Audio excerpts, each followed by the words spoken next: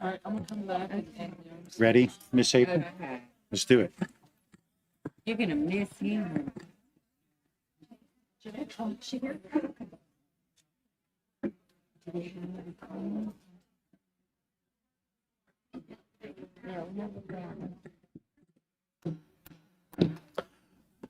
Please take a seat. I'd like to call to order this meeting of the East Baton Rouge Parish School Board for Thursday, August the 18th, 2022.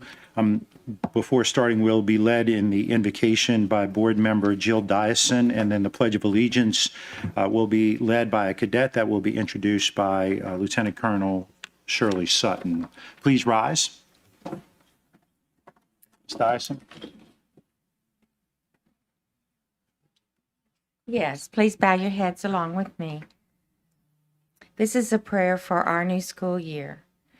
Heavenly Father, at the start of a new school year, we give you thanks for the work of all schools in our district. We pray for all children starting at new schools and for those returning. Help them to explore what they can achieve and give them confidence to play their part in shaping our world.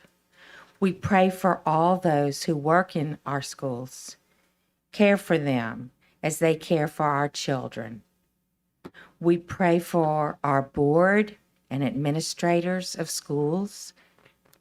Grant us all wisdom and sound judgment, and help us to keep children's well-being at the heart of everything we do. We ask this in Jesus' name. Amen. Amen. Colonel Sutton. Good evening, Board President, Mr. Tapman, Superintendent Dr. Narcisse, citizens and friends of East Baton Rouge Parish. Thank you for allowing our cadets to lead the pledge on today. I'm Colonel Sutton, Senior Army Instructor at Northeast High School, where I have the pleasure of serving under the awesome leadership of Ms. Shawana Ross, our head Viking. I would also like to acknowledge the East Baton Rouge Parish Director of Army Instruction, Lieutenant Colonel Retired Fulton Johnson. It is my distinct pleasure to introduce one of our top third-year cadets. Our cadet today is the daughter of Ms. Marsha White and Navy Chief Retired Andrew Blatz of Pride, Louisiana. She is our S3 Operations Officer, and additionally, she has participated in the Honor and Color Guard teams for 3 years. Just this past year, she completed 2 summer camps, the JRTC Leadership Camp, and she served as a youth mentor at her church camp. She actively participates in junior achievement as a mentor. Her cumulative GPA is 3.1, but her goal is to improve her GPA to a 3.8 or better this school year. This diligent and well-mannered cadet plans to apply for the senior ROTC scholarship at Southern University, where she desires to major in nursing. Her favorite leadership principle is lead by example. She strives to lead by example every day in her school and also in the Pride community. Many describe her as compassionate and also a social butterfly. She constantly makes others feel welcomed, and she is always willing to assist others in need. Ladies and gentlemen, it is with great pride and respect that I introduce to you Cadet Staff Sergeant Dalen Lane Miller.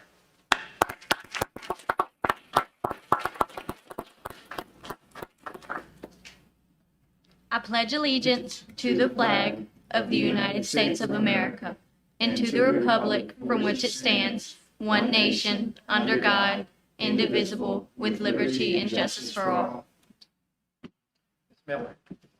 I didn't mean to scare you. I'm sorry. On behalf of the board and the superintendent, and recognition of all your outstanding accomplishments, we'd like to present you with this medal.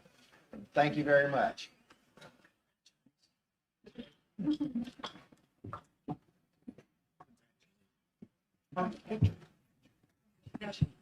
Over here.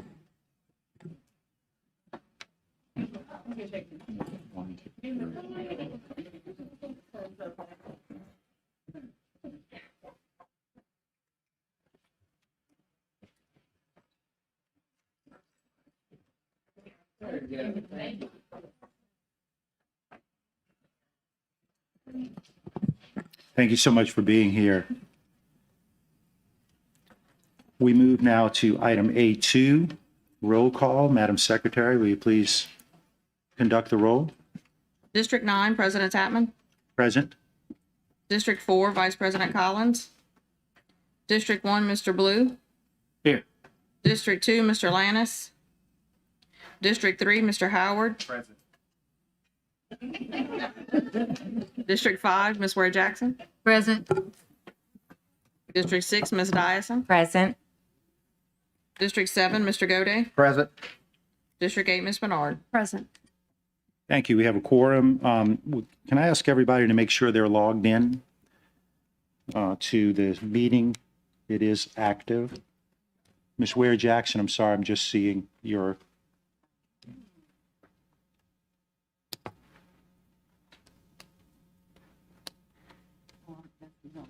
Okay, I'm sorry. All right. Everybody logged in? So while we're working on getting logged in, if you have an item on the agenda you would like, an action item on the agenda you would like to speak on, please completely fill out a comment card. I don't know what color they are tonight. Orange, pink, okay. I'll wave one around, but I don't have one in my hand. But I think, yeah, there you go. See, right there, pink. And I see you dressed for the occasion, so that's great. If I would have known, I could have worn a tie. Everybody in? Yeah, okay. We move to item B1, approval of the school board minutes of the July 21st, 2022 regular board meeting, July 14th, 2022 special 2022 special and special meeting, budget meetings, and the July 14th, 2022 and August 4th, 2022 committee of the whole meeting as published in the official journal. Moved by Ms. Bernard, seconded by Mr. Goday. See no comments or questions from the board at the moment. Are there any comments from the audience on, I do not see any on B. So back to the board. Madam Secretary, please conduct the vote. Please vote.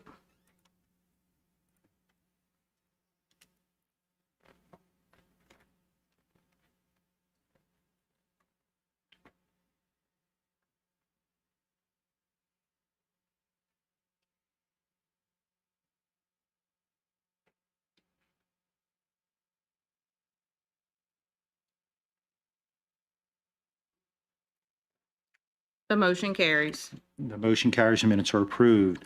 We move now to item C1, monthly financial report. This is for information only. Also, personnel changes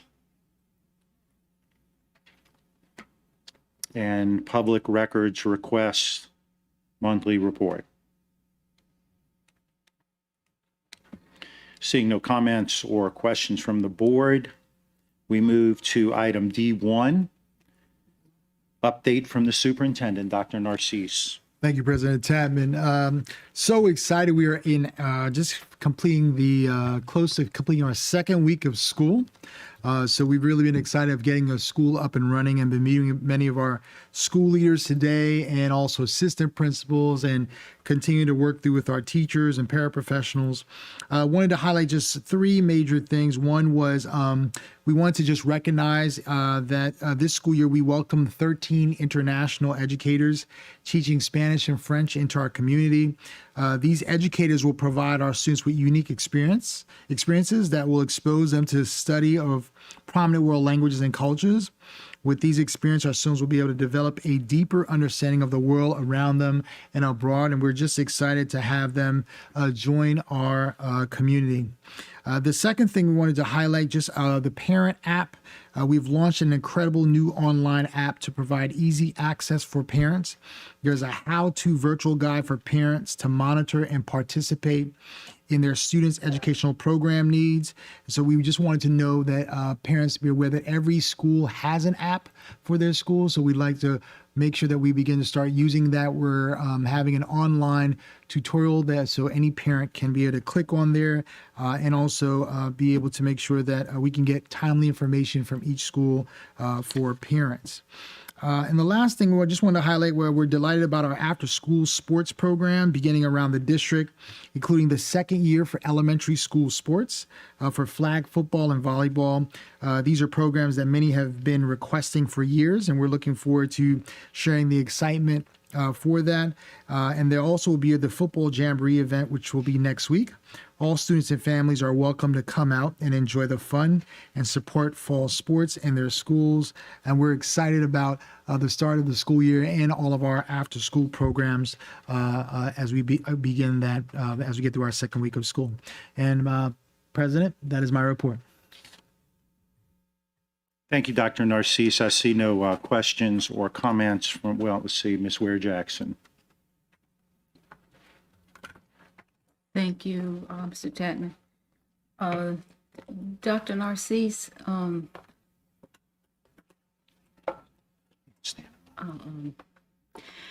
sorry, The same item. I wondered if you would comment on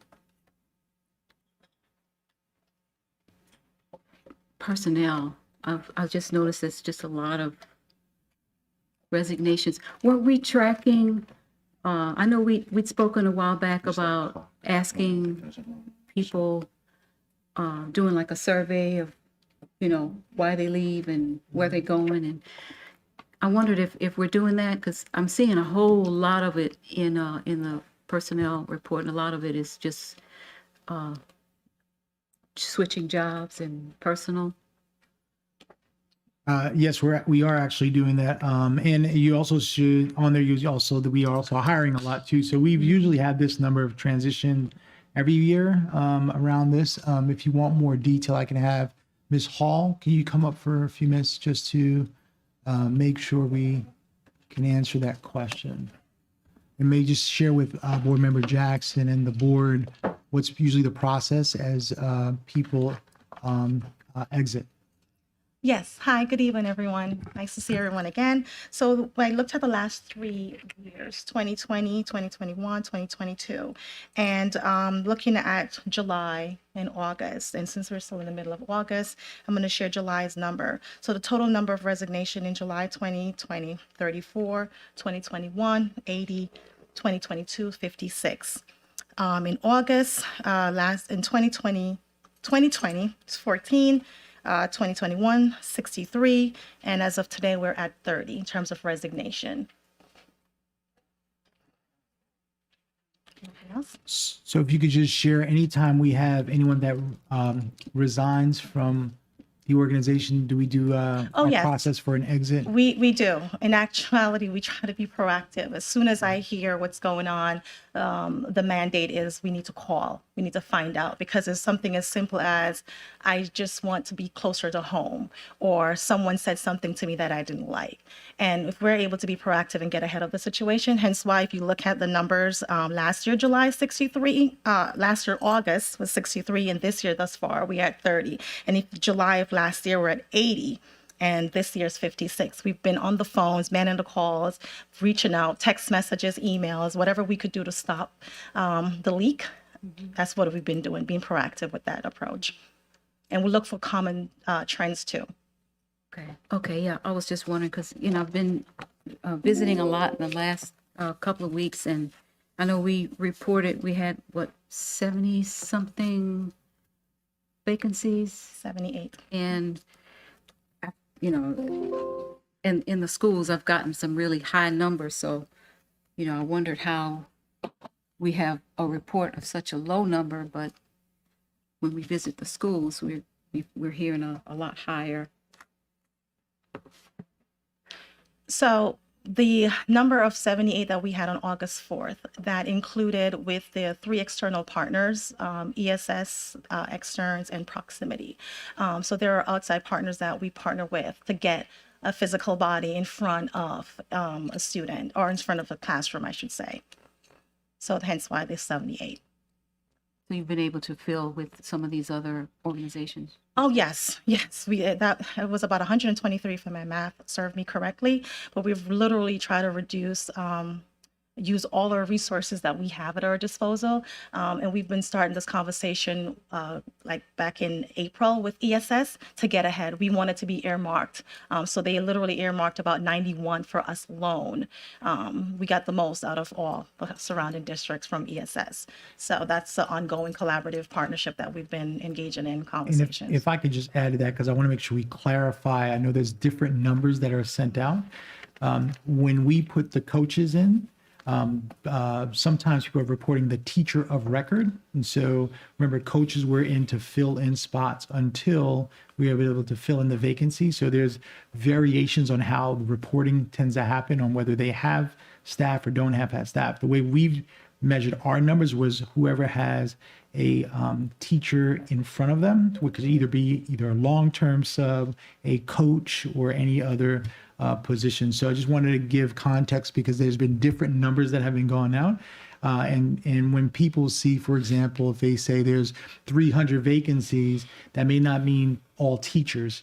And it may also mean like it could be the teacher of record. So teacher of record would be once you hire them, that's the actual teacher that you have that will be with them for the entire year. And so all those, I just want to give context to some of that information. So sometimes when reporting happens, those numbers tend to fluctuate depending on who gives what report.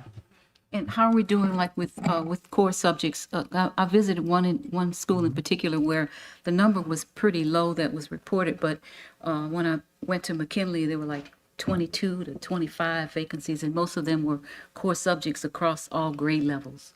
So we're still reviewing that on a daily basis. So the numbers is a moving target. Like almost every day we have to revisit. So we may have less number at a school yesterday, and today we have 5 people who leave, right? Because of whatever reason, a better paying job elsewhere, et cetera. And we don't typically know until they don't show up to work.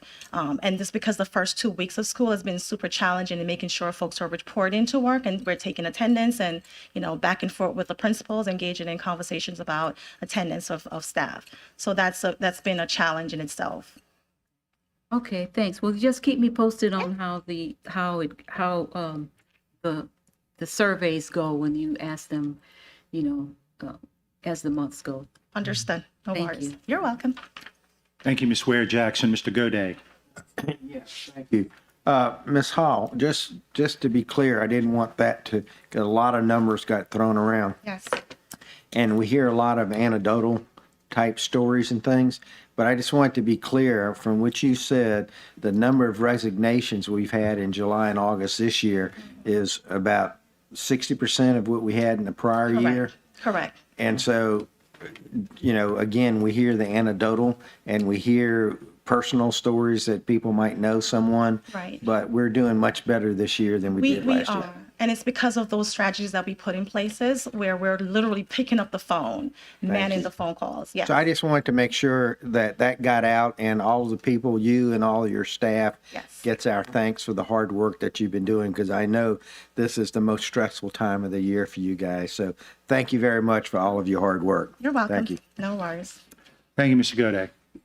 Seeing no other questions or comments from the board, we move to item E1, reports from board appointees to committees or agencies. Anyone have a report from a committee or agency that they work with for this meeting? I see none. So we'll move now to item F1, unfinished business. Item F, number 1, professional services contracts. Consideration of a request for the approval of a professional service contracts between the East Baton Rouge Parish School Board and the following. A, city year in the amount of $360,000 to provide support services, strategic alignment, student achievement funding source Title I. B, Achieve 3000 Inc. in the amount of $1,391,090 to provide professional development and student web-based activities, strategic alignment, student achievement funding source ESSER 2 Action 2. C, Castle in the amount of $50,000 to provide support services, strategic alignment, student achievement, and employee development funding source ESSER 2 Action 1. D, National Institute for Excellence in Teaching in the amount of $454,000 to provide support and professional development on school improvement best practices, strategic alignment, student achievement, funding source redesign.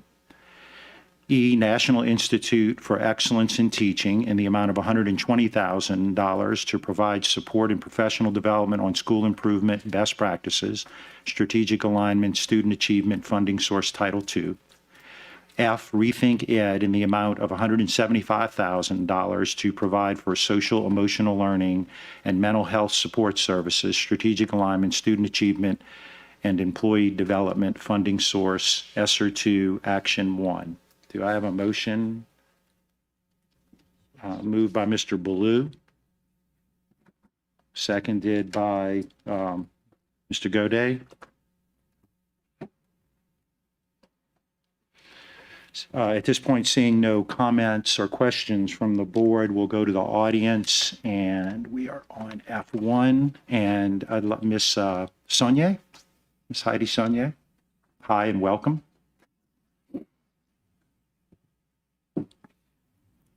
Thank you for this opportunity to speak.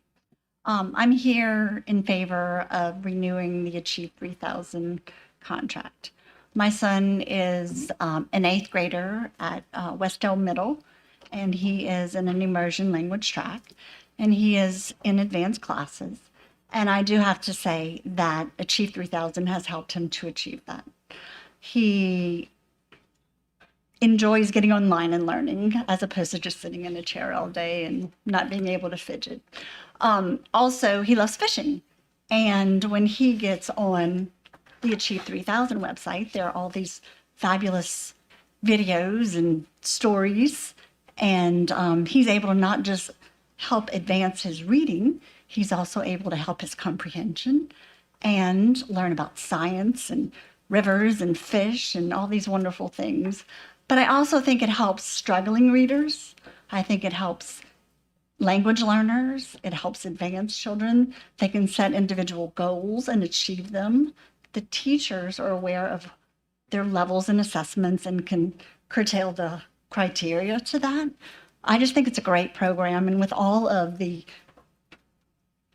emphasis we have on our standardized testing these days, which needs to be language, I should say more like reading, comprehension, and skills. I think this is just a fantastic tool to help the district, the student, the classrooms, everything to continue to advance and do well.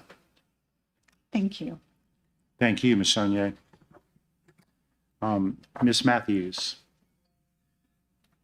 Now I have your pink card. April fussed at me because there were so many of them. Okay, I would ask that you guys bifurcate.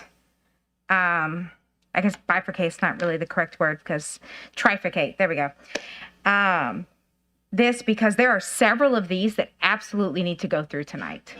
But there are two that you need to pull off.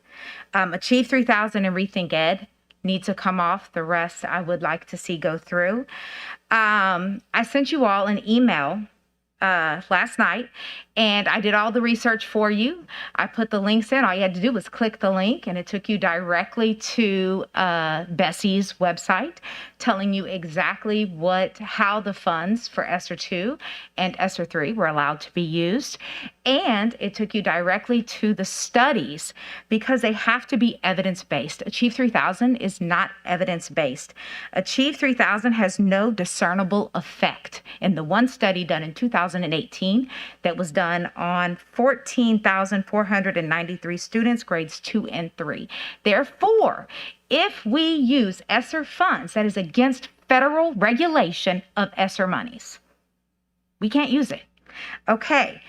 For Rethink Ed, it does not have a single study. So not only is it not evidence-based, it ain't even researched. But here's one bigger than that. regardless of what you think about that vote 60 days ago, regardless of what you think about the program, regardless of how much you think you like it, regardless of the fact that we all know SEL is important, I don't think any of us disagree with that. This board, even the ones who weren't present 60 days ago, killed it 60 days ago. The last 9 days, yeah, you did. If you wasn't here, you didn't vote. 60 days ago, we killed it. The last 9 days, every teacher in this district has spent 20 minutes teaching Rethink Ed that goes against this board, that is absolute disrespect to the authority of this board. Because for the last 9 days, we have been doing Rethink Ed every single day, every single teacher in this district. That's against your authority, regardless of what you think about the program. That is disrespectful to you and your constituents and who voted you in, because Superintendent Narcisse wasn't voted for by the constituents of this district. Thank you, Ms. Matthews. Ms. Stell? Did I say that right? Stephanie? Yes, okay. And if I didn't explain, for those who haven't been here, you have 3 minutes. There's a clock. When you have a minute left, the yellow light comes on. Yes, and there, she'll start you. Okay. Thank you. Board President Chapman, Dr. Narcisse, board members. I'm just here today to speak on behalf of City of Baton Rouge. It's an organization that I've been with for the past 8 years. I was a teacher in East Baton Rouge Parish for 10 years. And I wouldn't speak on behalf of something that I didn't believe in. So I just wanted to share some data with you all about our service in Baton Rouge. Last school year, we served in 4 of your schools. At the end of the school year, 93% of our principals felt that the overall experience of partnering with City Year was a good experience. 94% of teachers felt that way. At the end of the school year last year, City Year had a positive impact in the school's culture and climate. 97% of teachers felt that way, and 94% of partner teachers felt that way. Even though we did get, was kind of disappointed when the contract did not get passed in June, it still has not deterred us from serving in East Baton Rouge Parish. We helped unstuff the bus. We helped to prepare for your back to school bash, and we were on the ground in that River Center running back and forth just like you all were. Even though we don't have a contract, we still ask, can we still go and volunteer in schools? And we have been at schools the Thursday before the school started, and we're still on the ground supporting students just as we should be. So I'm here to implore you to really think long and hard about taking those 35 AmeriCorps members and 4 impact managers off those campuses, because I know for a fact we are needed. I went to a school on Monday, and there was I think it was a long-term sub in the class, and she was like, come here, I need you. I know what are other kids and I had my uniform on, and I'm like, yes, ma'am, I'm not an AmeriCorps member, but I'm coming in here to serve at any capacity that I can. I can speak for any staff at City or Baton Rouge. We're going to help support wherever deficiencies or gaps, but it's all about students first, collaboration always. And what I can say about our AmeriCorps members this year is that about 30 to 40% of the AmeriCorps members that we currently have serving in Baton Rouge are graduates, are former focus list students that graduated from East Baton Rouge Parish school systems. So we're not just a pipeline from people coming all over from the country coming to serve in Baton Rouge. We've become almost like 13th grade, or a gap year for your students, our students, this community's students, to serve in schools. And not only are they serving, but they're serving and they're giving back because someone gave to them. So I would just ask that you please pass this measure, and so that we can continue to serve in East Baton Rouge Parish now and in the future. Thank you. Thank you, Ms. Stell. See no other comment cards from the public. We come back to the board. Any questions or comments from the board? Ms. Ware-Jackson. Thank you, Mr. Tapman. I am so glad this package has come back. A couple of months ago, I was asking to separate items out of it because I had a couple of concerns, and well, that failed. I asked to send it to a special meeting because I knew we didn't have the votes to pass the whole thing after that failed, and the board still wouldn't allow, and so the whole thing failed, even with all the warning. But I am so glad that it is back, and especially for City Year, because I am such a fan of City Year. I love what they do in the schools, not only in the schools, but in the community, and just an outstanding organization. So I'm glad we have the opportunity to bring this back. I would ask if we could separate a couple of items out. I hate to not vote for the whole thing. I do have concern about the Achieve 3000. That was the item that I was concerned about a couple of months ago. And if we could allow to pull that out, especially with that new information around what Bessie actually requires. This is new, and that's concerning to me. I do like to stay within the line, so to speak, and without it being evidence-based, although I do appreciate the testimony from the parent. I'm sure that it has helped, but I am concerned about where we spend those ESSER dollars, especially when Bessie's given us certain direction. So if I might be able to make a substitute motion that we pull those two out and vote on them separately. Ms. Ware Jackson has offered a substitute motion. Is there a second to that motion?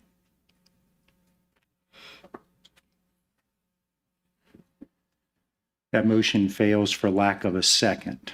You still have time on the clock, Ms. Ware Jackson. Well, I just wanted to explain that, and I'm glad that everybody's here, most everybody, so that, my other items will have no problem passing without my vote in this matter. Thank you. Thank you, Ms. Ware Jackson. Mr. Blue. Yes, just real quick, I was reading through the Rethink Ed and I see that they do SEL assessments in the spring and fall. I don't have any questions about the assessments themselves, but I'd like to see a copy of those assessments. Just since it's kind of new material, I'd like to see what those assessments, what type of are in there, since we're tracking it on our strategic plan. Thank you. We can do that. Thank you, Mr. Ballou. Ms. Bernard. On those assessments, I would like to know if parents have the option to opt out of the collection of that information on behalf of their students. So make sure I'm clear, Ms. Board Member Bernard, you want to know if they can opt out of taking those assessments? Yes, it's SEL. Yeah, I believe they can do that. Okay, and are we providing them with a easy, simple means to do so if they choose to? I'd have to check what our processes are at the schools, but we can do that. And I just want to make sure we're just correct for the public. Both are evidence-based, so I don't want to go into back and forth about it. But we actually have documentation of that for both Achieve 3000 and Rethink. They're used around the nation by many districts in the country. Thank you. I just was concerned with the opt-out for the parents. And sometimes, just to make it real simple, like a fillable PDF or something, or a form on a website that can be collected with, a means of verifying that they are who they say they are. Thank you so much. Thank you, Ms. Bernard. Seeing no other, Mr. Howard. Thank you, President Chapman. I just wanted to lift up to the administration and to Dr. Narcisse as it relates to these contracts. Like, I'm gonna vote in support of them. But some time ago, we did ask for this tracking of measuring impact for things like these particular contracts. So we just wanted to ask, when can we expect to see quarterly, how did you guys decide about the efficiency of these? Are they doing what we said they would do? And just making sure that we continuously have those updates as we decide on these level of contracts. Thank you. Yes, we have that data. We can provide that right away. Yeah, I'd like to see that too. Thank you, Mr. Howard. Seeing no other questions or comments from the board, Madam Secretary, please conduct the vote. Please vote.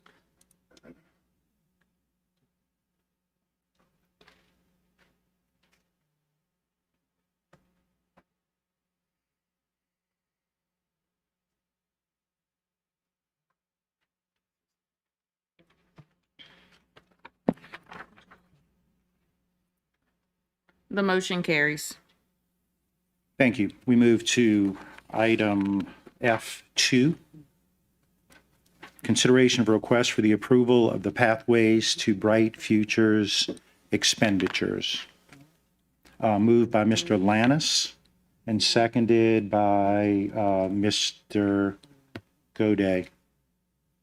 Am I missing something, Ms. Ware Jackson? Oh, we were just trying to see the vote. Okay.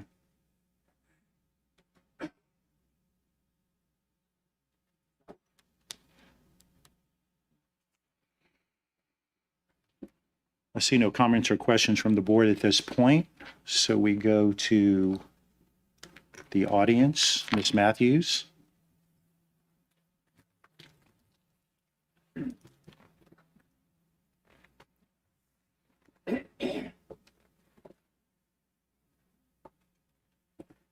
The state law requires parents, children, and the counselor have a choice. I would 100% be behind this plan if Dr. Narcisse would openly on record admit that children and parents have a choice. Even though I don't know where the money is going to come from, I would be behind it if you admit on record there is a choice. Right now, there's a child at Liberty that the mom called Liberty. I don't want my kid in it. They said, you don't have a choice. The parents have to sign a permission slip, don't they? Yeah, they do. That parent's not going to sign it. So what you going to do? We have a parent, a 13-year-old at Woodlawn High being forced to take the AP class. That's not what the parent wants. They can't even choose the dual enrollment or the AP, which is part of supposedly your option of the choice, which isn't the state law. There's no choice. It's a 13-year-old. The parent doesn't want that. There's at least one family at McKinley with a senior that only needs one class to graduate, but instead of her being placed in the but instead she was being placed in the DE, she was given a bunch of classes she doesn't need. These kids aren't being given a choice. State law mandates the choice. I'd be 100% behind it. It's a good plan. And the vast majority of this board has agreed they like it, except for the mandate. But yet you fail to admit that it's not mandated. There's one school in this district mandating it, and that's simply because of who his wife is.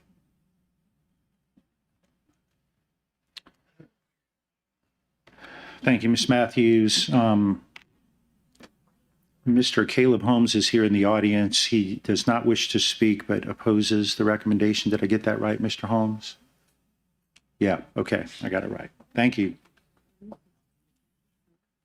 I see no other comment cards from the audience, so we go back to the board. Ms. Ware Jackson.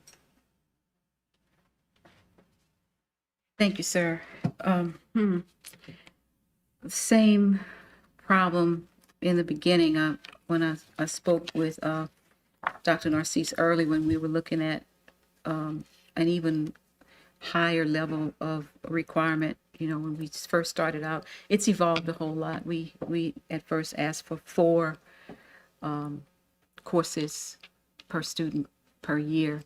And then as we moved through and we heard objections from parents at the meetings, every meeting that we had, there was only one thing that parents did not approve of with Pathways, and that was the lack of the ability to choose to not participate because of whatever the circumstance is with their child or with their family.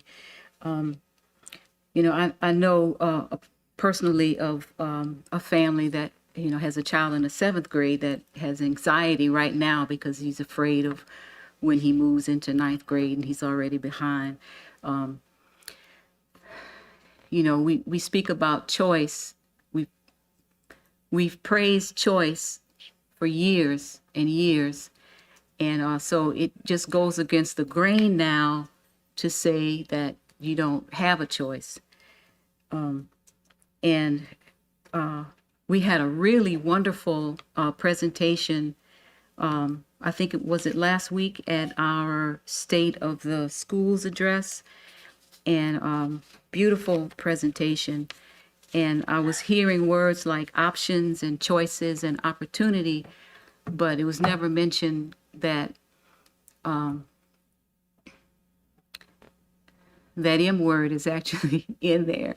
It's not really a choice. You can choose between those three, but you must choose one of those three. And in these circumstances that we've heard recently, even in, some cases now where kids are being placed into things and that they did not choose. And parents are trying to resolve that, and they can't choose.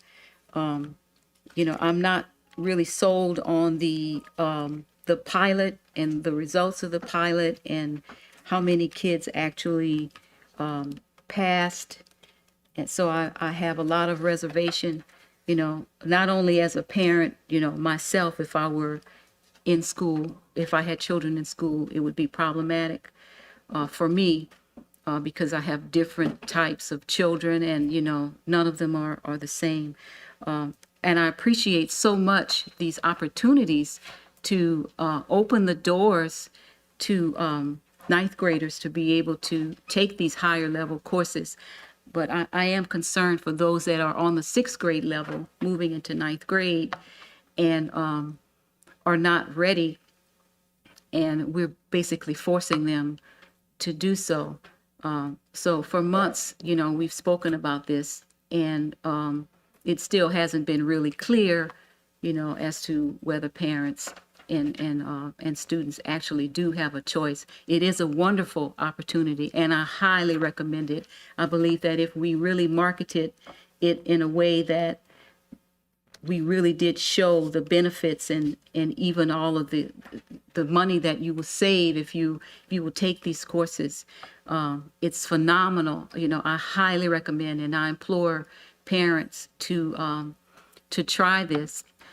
But I have to stand firm on the idea of choice.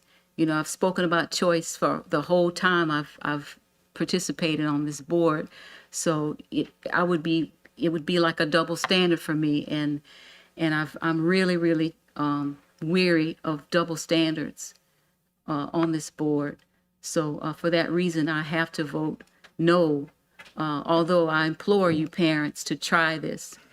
Encourage your children, but I understand that you do want to keep your right to choose. So I stand with you on it. Thank you. Thank you, Ms. Ware Jackson. Mr. Howard. Thank you, President Tubman. So I'll just speak briefly, and then I want to call up, you make my name slip in, Ms. Mayweather. So I support this program. I support the opportunity to increase access to dual enrollment, specifically in this district that we service is over 75% of African-American students. And for the last couple of years, the state of Louisiana has employed a task force to really figure out what were the barriers to access and dual enrollment. And what we see in from the state data is that white students are taking the advantage of these opportunities. And so I implore this community in this district to think greater about the kind of expectations we set for our kids. We have been talking so much about what kids can't do and who's not ready. Who are we to decide that a kid is not ready to be held to a high expectation? And who are we to not think that we can implement the resources that are necessary to make sure that every kid can achieve to this level? We have spent a long time in Louisiana graduating kids to absolutely nothing. And so we have to think of this as a mind shift, a mindset shift. And we can't continue to do the same thing and expect different results. It's called insanity. So we constantly get in here and talk about what kids can do and mandates and this and this and that. But we have to hold kids to high expectations and give them the tools and resources they need to be successful. So other than talk about what our kids can do. Let's talk about what they can do with the right systems and resources in place. So I would invite you, Ms. Wayweather, to come and talk to us about the pilot program. As she comes, the last thing I would say, I've spent the last year in my work, in my day job, talking to kids across the state of Louisiana about the potential opportunities of having access to dual enrollment from a collective thing. And so we hear stories about 1 and 2 students here and there. But the overwhelming majority of the students that we've talked to from Shreveport to New Orleans are looking for an opportunity to have access to this kind of coursework at the middle and high school level. So please tell us more about the Pathways program. Yep, I see. Yes, sir. I'll try to keep it brief, Yes, Mr. ma'am. Chapman. I guess you know that I like to talk.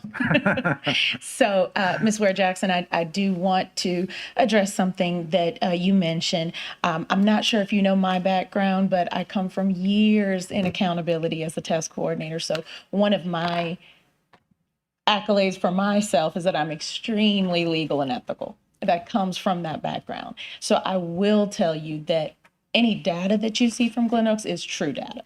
I will tell you that that data didn't come without extreme support, intervention, and resources in those classrooms to make that happen. I guess what I can share with the board in the short time that I have is, if you didn't already know, these types of programs, especially dual enrollment, but more so advanced coursework, is implemented in all of the states around us, including Mississippi, where there is a mandate for every student graduating that they must have some type of an endorsement on their diploma, some type of an advanced coursework mandate on their diploma in order to achieve graduation. That can be through CATE or CTEC type courses. It can be through AP or dual enrollment courses, but there must be something that allows them to walk out of high school without a basic diploma, so that that state and those districts are sure that they have put their students out to be able to do something when they leave high school. So that is a lot of what we are trying to do here with Pathways to Bright Futures, is just to give our students some type of an advantage, whether that be dual enrollment, whether that be an associate's degree, whether that be some type of credit that allows them a leg up when they are going out into the workforce or into college. And that's really all this is about. In summing up Pathways to Bright Futures, it is an opportunity and there is a choice. I don't typically speak about personal student or family data, but since Ms. Matthews brought up a couple of instances, I will tell you that that student at Woodlawn has been given their choice of DE and has been taken out of the AP. And I will tell you that that student at Liberty, those families did have a choice. They had those choices through the Pathways to Bright Futures surveys that they were given prior to them enrolling.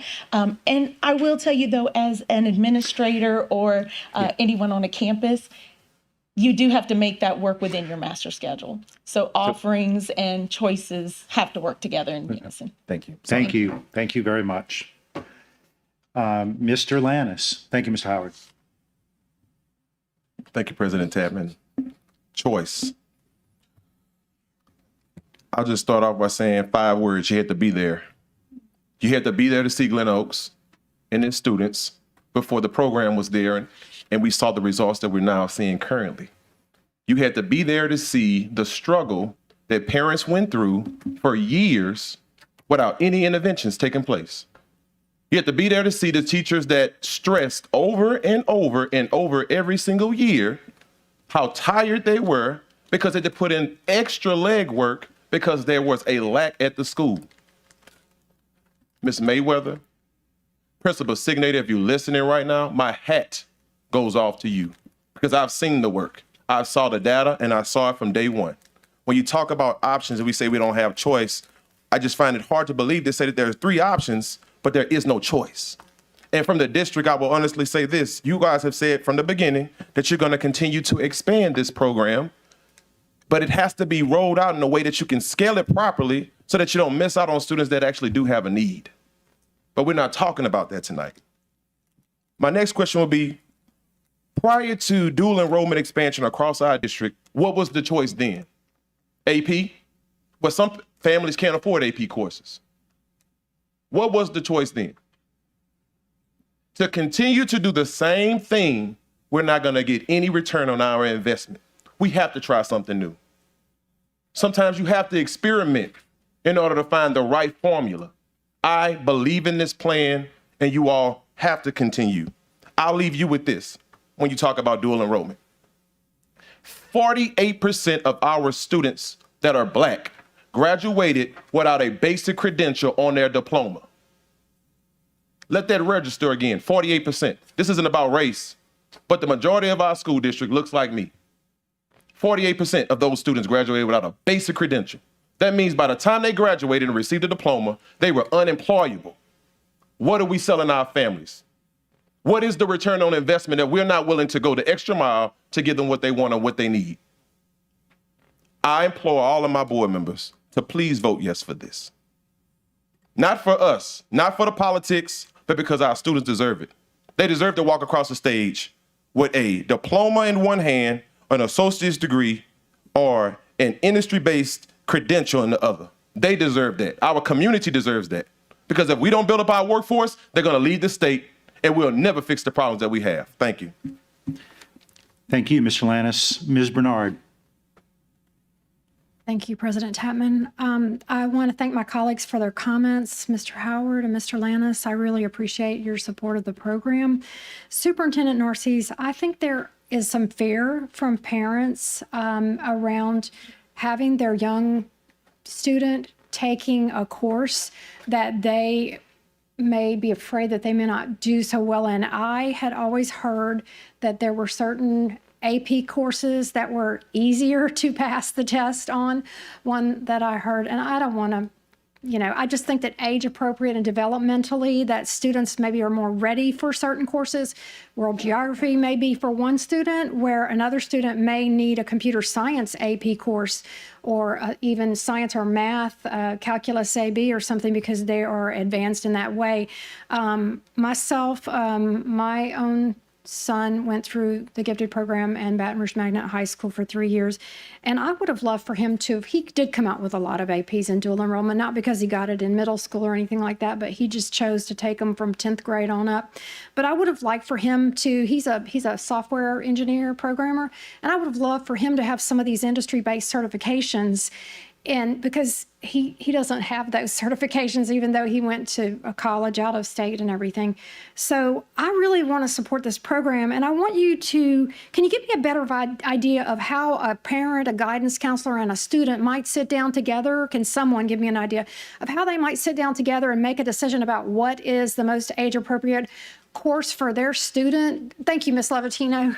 And I don't want to use up too much of my time with this, but I just think that there's some way to allay some of their fears. Thanks.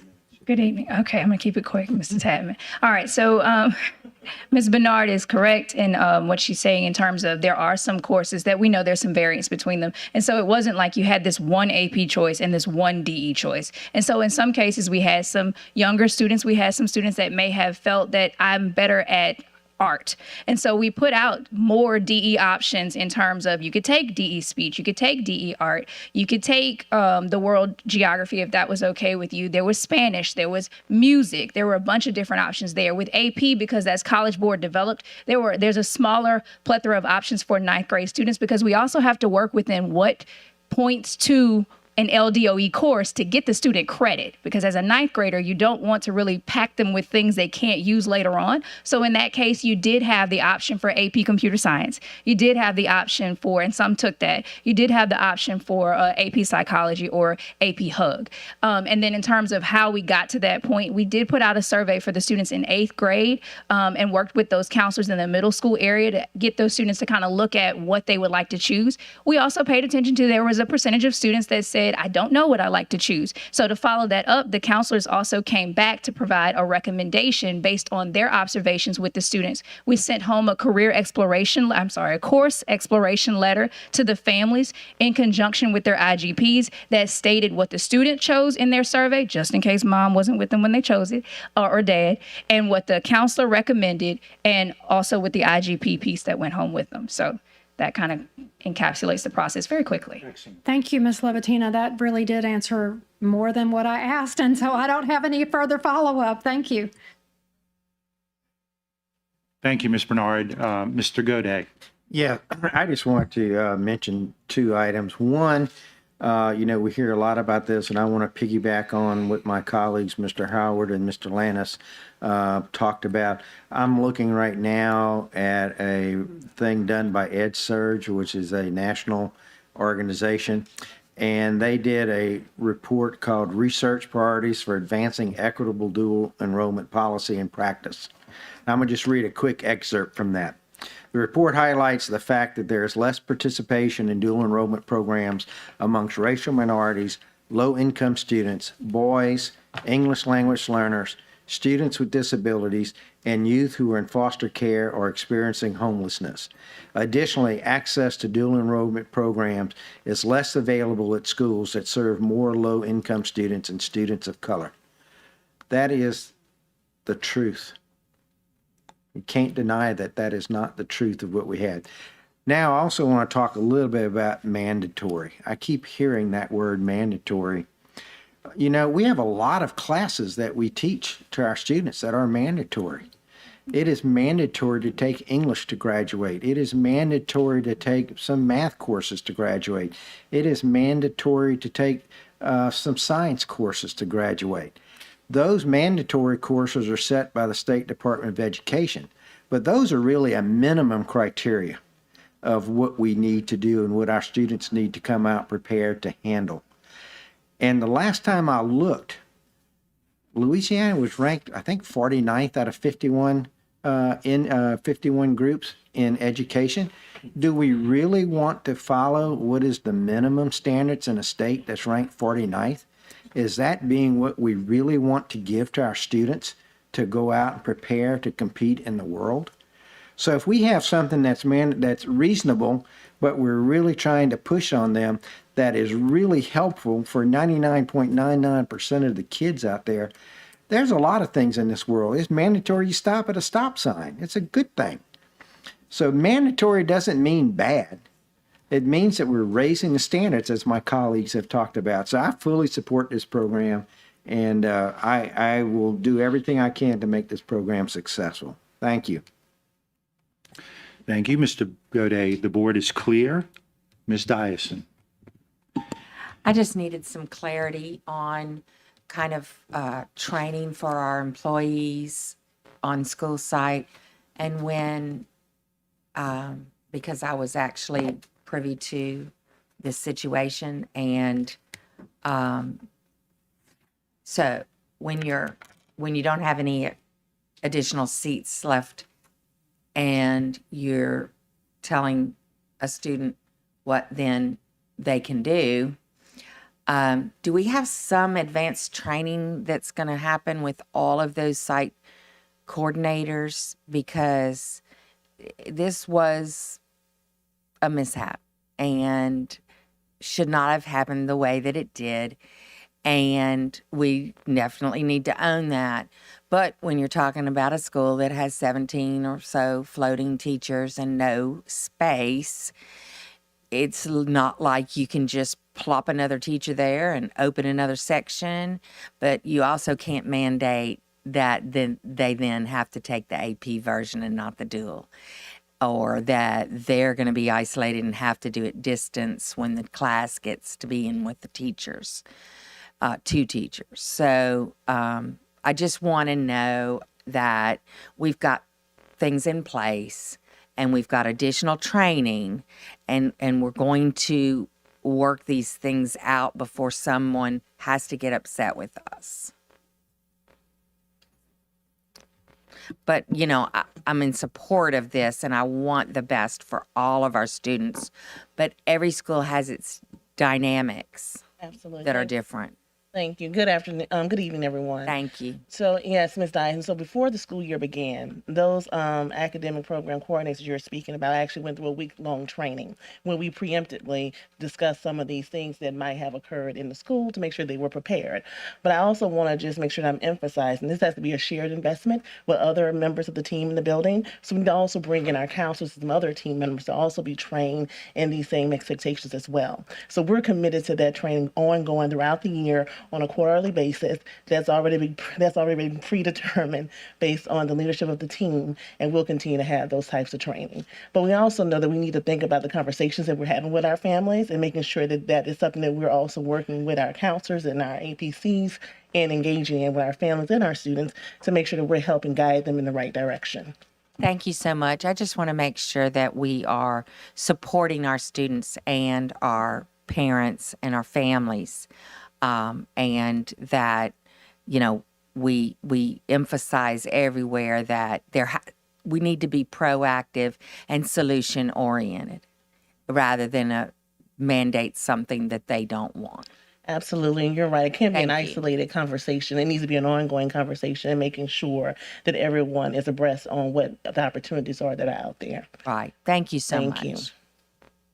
Thank you. Thank you, Ms. Dyson. The board is clear. Madam Secretary, please conduct the vote. Please vote.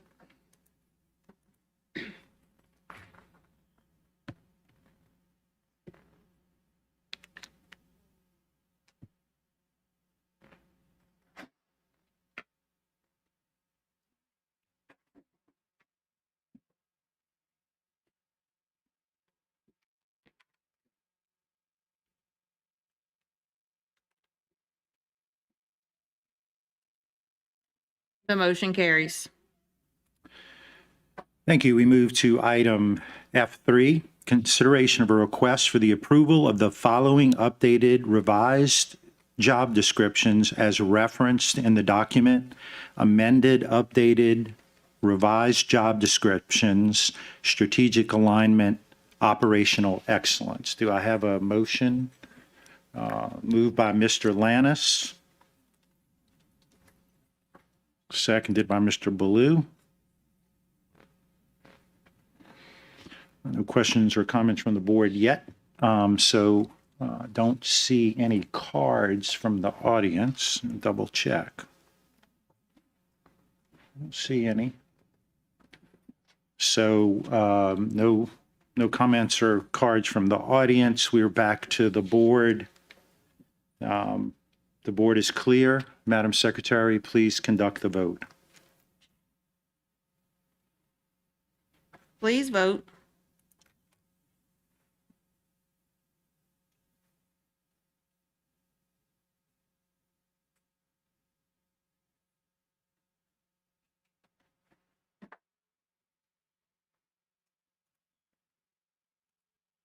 The motion carries. Thank you. The item is approved. We move now to F4, consideration of a request for the approval to eliminate the obsolete job descriptions as referenced in the document, eliminated job descriptions, strategic alignment, operational excellence. Do I have a motion? Moved by Mr. Howard, seconded by Mr. Godet. I don't see any questions or comments from the board at the moment, and I don't have any cards from the audience. So we come back to the board. Mr. Howard.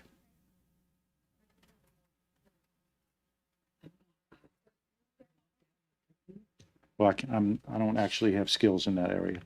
Mr. Howard, would you like to speak? I just wanted to briefly thank the HR team for bringing this item before us. I think that for years we sat around and allowed for HR practices, not policies, to destroy this district. And so you are inheriting what I would call a load of you know what. And so it's going to take some hard work to clean it up, to do right by people. And it's just crazy to me that there are so many advocates who advocate against a lot of the things that are being changed around the district, but for years, setting the BS that was going on, specifically in HR. So I just want to thank you for bringing this forward to do some cleanup, because there's a lot more cleanup that needs to go on. And I talked about this during the superintendent's search. There's a lot more tables that need to be flipped upside down and inside out. So thank you for bringing this to the board. Thank you, Mr. Howard, and I just got my advanced degree in helping her get her computer back up. So I have a certification. Can I qualify? I'm sorry. It was kind of funny. Okay, well, let's see. We need to make sure you're in the meeting so that. Okay, Madam Secretary, the board is clear. Please conduct the vote. Please vote.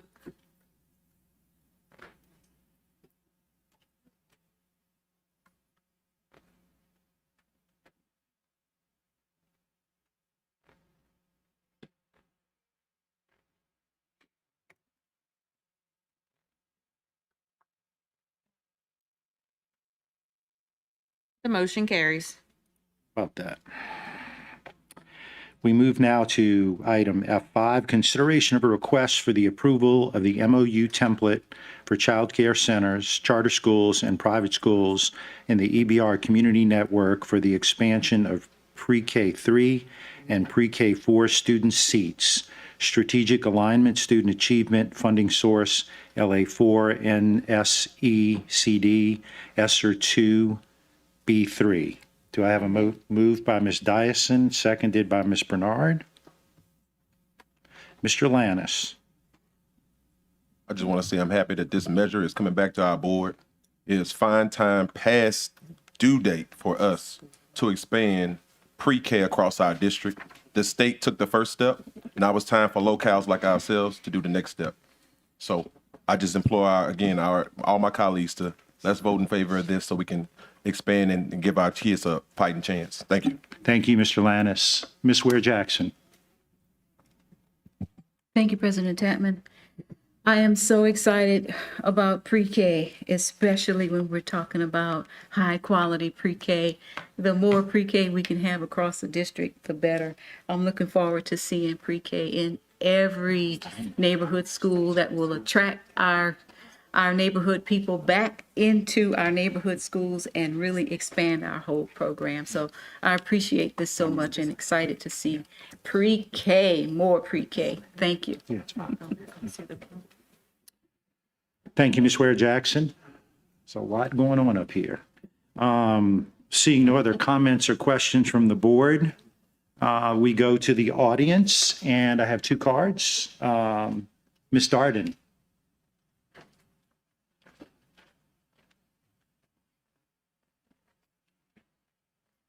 This is fine. Hi, my name is Lauren Darden, and I'm the principal at Gardier Community Christian School, and we are very excited about this and want to encourage you to continue this and push this through. We are one of the only academic preschools in the Gardier community. Our parents continually for the past 7 years have begged for us to continue our pre-K program open. Our stats show that our students that have been with us since they were 3 perform 20% higher than the nearest public school and 57% higher than the 2 charter schools near us. By starting them in pre-K and pushing this through, we are really helping the Gardier community and really serving these parents the way that we need to be serving them. Thank you. Thank you, Ms. Darden. Ms. Corley.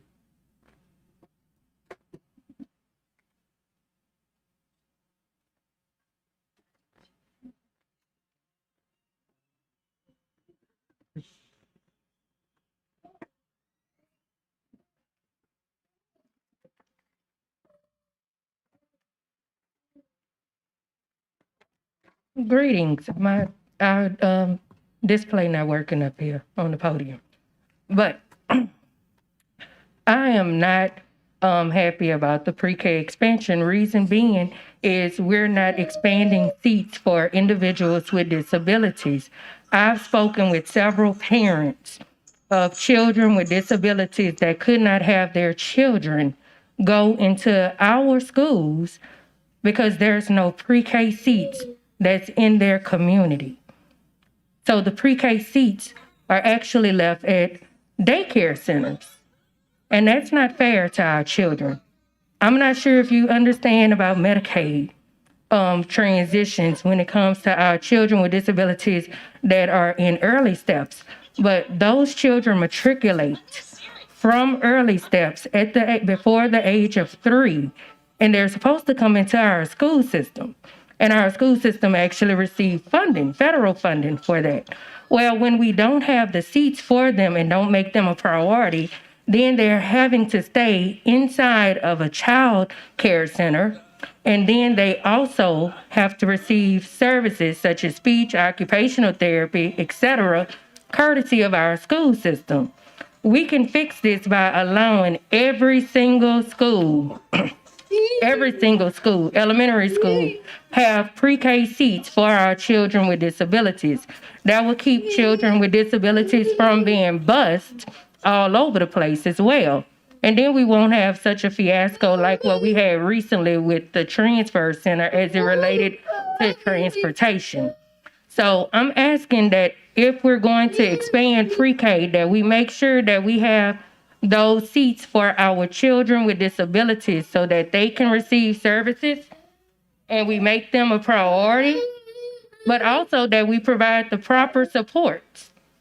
The supports is just as equally as important as it is that seat for them to actually be able to come into our school buildings. So let's make sure that that's a priority and that we give those staff members the monies so that they can actually provide the needed services to our children. Thank you. Thank you, Ms. Corley. Ms. Emery.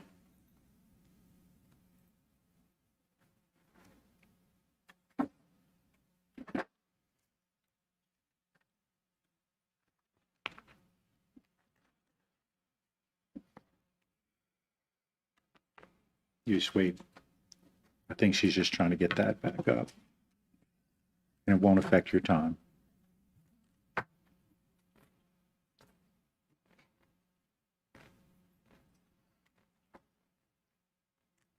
Thank you. Ms. Emery? Good evening, Superintendent Narcisse, board members. My name is Tara Emery. I am the owner and director of London Bridge Early Learning Center. And I'm here to ask you guys to vote in favor of the MOU for pre-K expansion.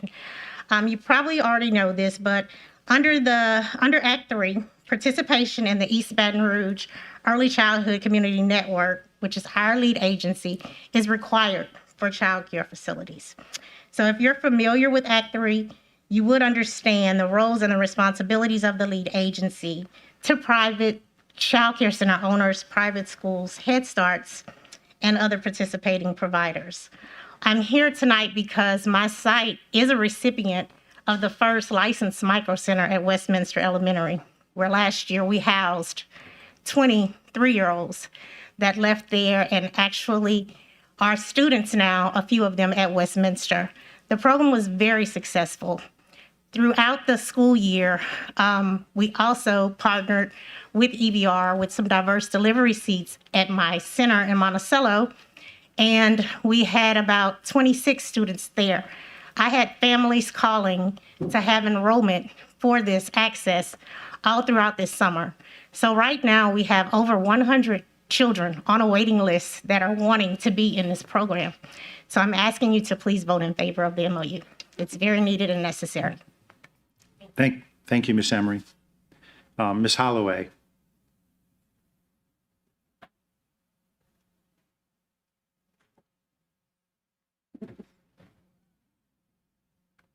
Good evening. I am the owner and operator of 7 facilities here in the state, which 4 of them are housed in EBR Parish. This past year, with the micro centers and diverse delivery, we were able to help over 160 kids in this program that otherwise would not have had any instruction. They would have been home with grandparents or no telling where they would have been without this program. And I would really I think that EBR is doing something that a lot of parishes are not doing. I'm in 5 different parishes, and so we've been getting calls from different parishes to see like how this is working, and they're trying to duplicate what's being done here.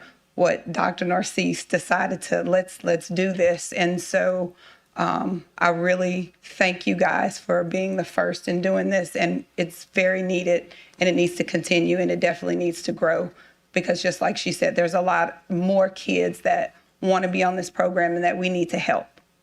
So I appreciate it. Thank y'all. Thank you, Ms. Holloway. And I have a card from Ms. Brenda Turner, who is in support and does not wish to speak of item F5. I see no other comment cards from the audience. Back to the board. Mr. Howard, I accidentally knocked you off. You need a, you're on. Quick second. Thank you, President Tapman. I just want to say, that I support the expansion of pre-K programs. I'm glad that we can finally get this back on the agenda to move it forward. I would just implore us as a district to once we figure this seat out, to think about like what are we doing for our both birth to 3-year-olds. I think the state does a decent job from pre-K 3 and pre-K 4 spots, but like how can we continue to expand early childhood starting at birth? And so I would just implore people as we're thinking about that. There's a lot of work happening across the nation where people are doing early childhood landscape analysis. And one of the things that we continue to see over time is that pre-K 3 and pre-K 4 are things that states and districts are sort of kind of figuring out, but birth to 3 is an area or a gap for equity and inclusion as it relates to early childhood. So just something to think about as we move this work forward. So thank you. Thank you, Mr. Howard. The board is clear. Madam Secretary, please conduct the vote. Please vote.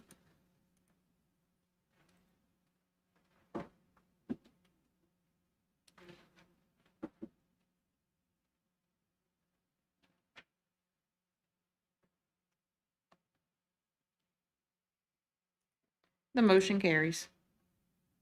Thank you. We move now to item F6, discussion consideration for the approval of a resolution for the adoption and ratification of the Ware Collins Plan 111 redistricting plan. Ms. Ware Jackson. Is that for you for a motion? Yeah, Okay. I would like to move to defer the item to the September Committee of the Whole. I did want to include the revisions because the old resolution was dated July, and due to the fact that we are still in litigation and there has been no resolve, no resolution yet, we're still waiting. I'd like to move the item to defer the item to the September Committee of the Whole. Is that? Well, I believe actually, Ms. Ware Jackson, might be more appropriate to defer to the regular meeting. Generally, we don't approve items for finality at the Committee of the Whole. So Yes, are you okay with that? Yes, I'm So fine. the regular meeting in September. Is there a second to that motion? Seconded by Mr. Lannis.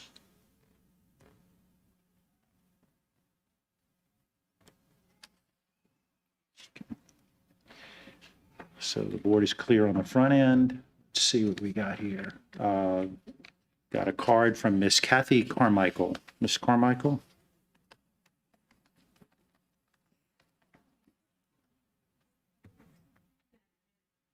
I know Ware Jackson has deferred this item, but I just wanted to state for the record that the map that the school board is currently using is the 2014 9 district map that's based on the 2010 census. The year is 2022, and the census population of East Baton Rouge Parish has changed dramatically in 12 years. So thank you for putting this resolution on the agenda, Ms. Ware Jackson. And I think that every person in this room who is a registered voter should pay very close attention to the map that our school board chose. And please visit the EBR Schools website and look at what it says under redistricting. It lists a map that a judge declared null and void, which is map 22. So I would ask the school district to please put a map that the community of our parish and the registered voters could understand, because the election is November 8th. Thank you. Thank you, Ms. Carmichael. I have no other cards from the audience, and so we go back, Mr. Howard.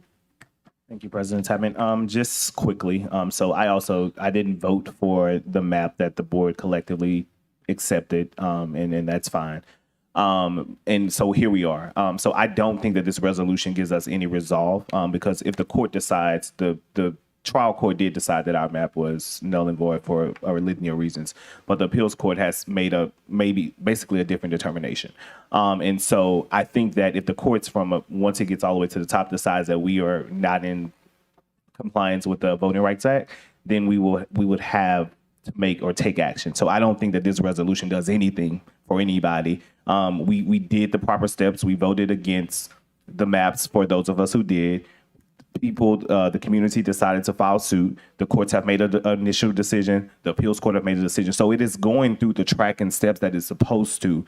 And so I just think that we are continuously, this resolution does nothing for us. And because ultimately we won't be able to decide until the court says, hey, EBR board, you're not in compliance. So I just wanted to give Mr. Shamlin 4 minutes to kind of give us an update about what's going on with the courts and where we stand, just to clear up some of the information that's been shared. I'll make a brief update, and I guess this will be my report from later on the agenda, so it'll save us some time later. So the trial court rendered a decision that's now before the First Circuit Court of Appeal. The Court of Appeal stayed the trial court's judgment in summary, but has not yet ruled on the substance of the map itself. So we're waiting on that decision to come through. And we don't know when that'll be. We expected it by now, but it could be another month, 2 months. It just depends on the Court of Appeals and the process that they're working through. And as soon as we know something, the board will know and the public will know as well. Thank you. Thank you, Mr. Howard. And you get paid by the minute or the hour? No, I'm just kidding.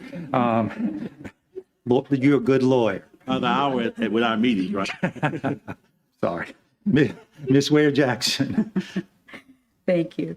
Well, this would be an opportunity for the board to adopt. Well, the board did adopt it. We adopted a process a while back, and 2 maps were nominated, of course, and one of them, Plan 22, broke state law regarding split precincts.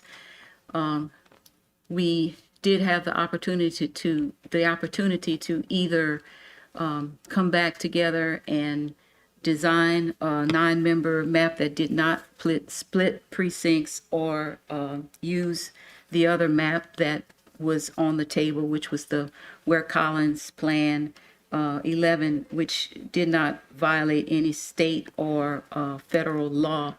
We will, sooner or later, we will have to do our duty as a governmental body to reapportion, because right now our map is almost 40% malapportioned, 39.7% malapportioned.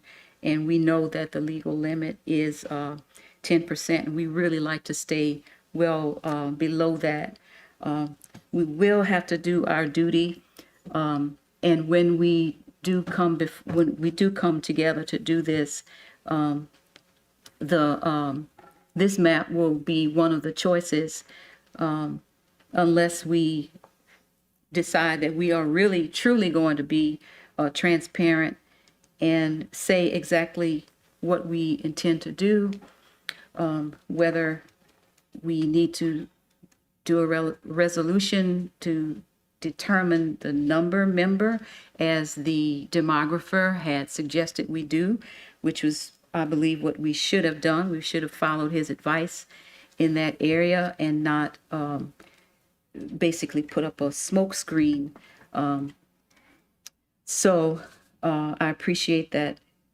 We'll just keep this before us, and once we get to the dates when the courts do decide, we will need to take some action. So this plan will be in place, ready for us if we choose this. And if not, we should be extremely in motion to do what we need to do as a governmental body. And for the sake of those that come after us, for the sake of those people that we represent who deserve the right to fair representation by this board, no matter what we personally feel, it is our duty to preserve the voting rights of people in this district, no matter what we feel. So I appreciate this, and I'll keep carrying the water if I must. So thank you, and I appreciate the public for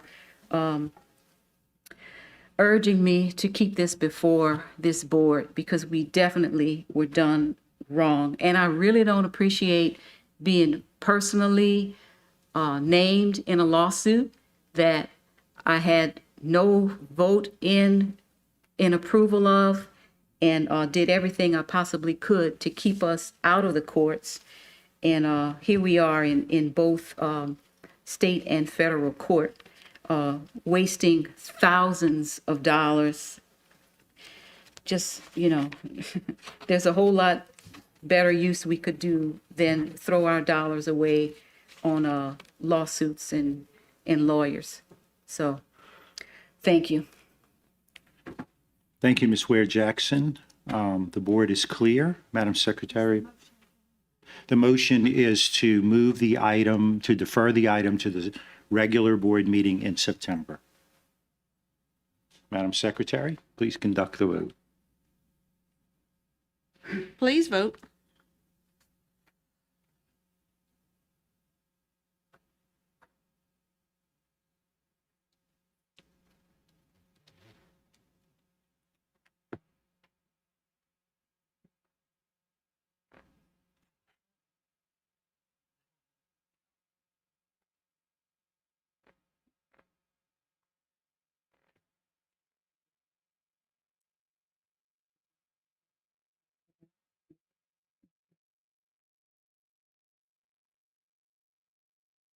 The motion fails. Motion fails.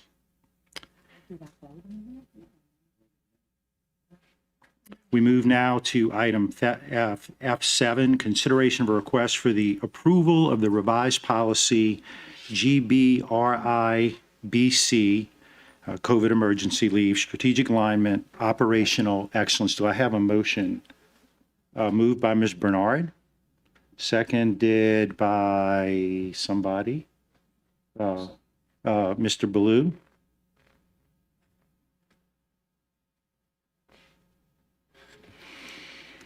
See no, at the moment, no comments or questions from the board. So we go to the audience on item F7. Ms. Matthews.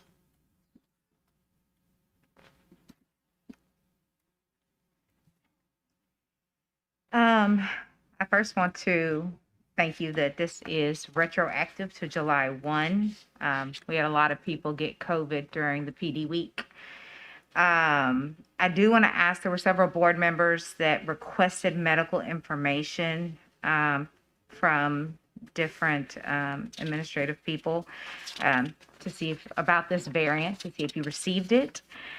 I also want to say I do appreciate Ms. Dupre. She's dealing with a lot of changes daily, and she's getting those out to principals and different things like that. But again, this variant does show zero immunity from having it. So you can get it, and a couple weeks later, you can get it again, a separate infection of it. So it's not like the other variants where that gave you a couple months and then you got the next variant if you got it. So our bus drivers, who are basically in a capsule of 60 kids, not wearing masks anymore, just in a petri dish of COVID. Okay? Our paras, our teachers, our nutrition workers, we need more because we still have regular illnesses. We still have kids. We still have doctor's appointments that we need our regular 10 days for. So if we get COVID more than once in a year, that means those checks are going to be docked. We already have a major teacher shortage. Counting substitute teachers that are in a classroom as not a vacancy is not really not a vacancy. Those are subs. It's still a vacancy. There's 300 vacancies. Okay? We need teachers.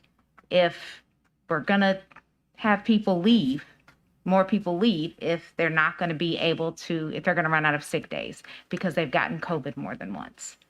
We need to protect our teachers, especially now that LDH has changed the requirements for kids that are exposed.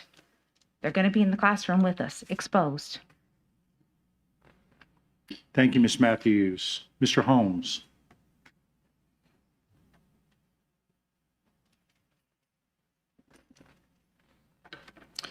Before I go, just want to say I am speaking on behalf of Angel. She cannot make it, and she is a PhD candidate at the Tulane School of Medicine. Wow. So we're just gonna say she knows about this.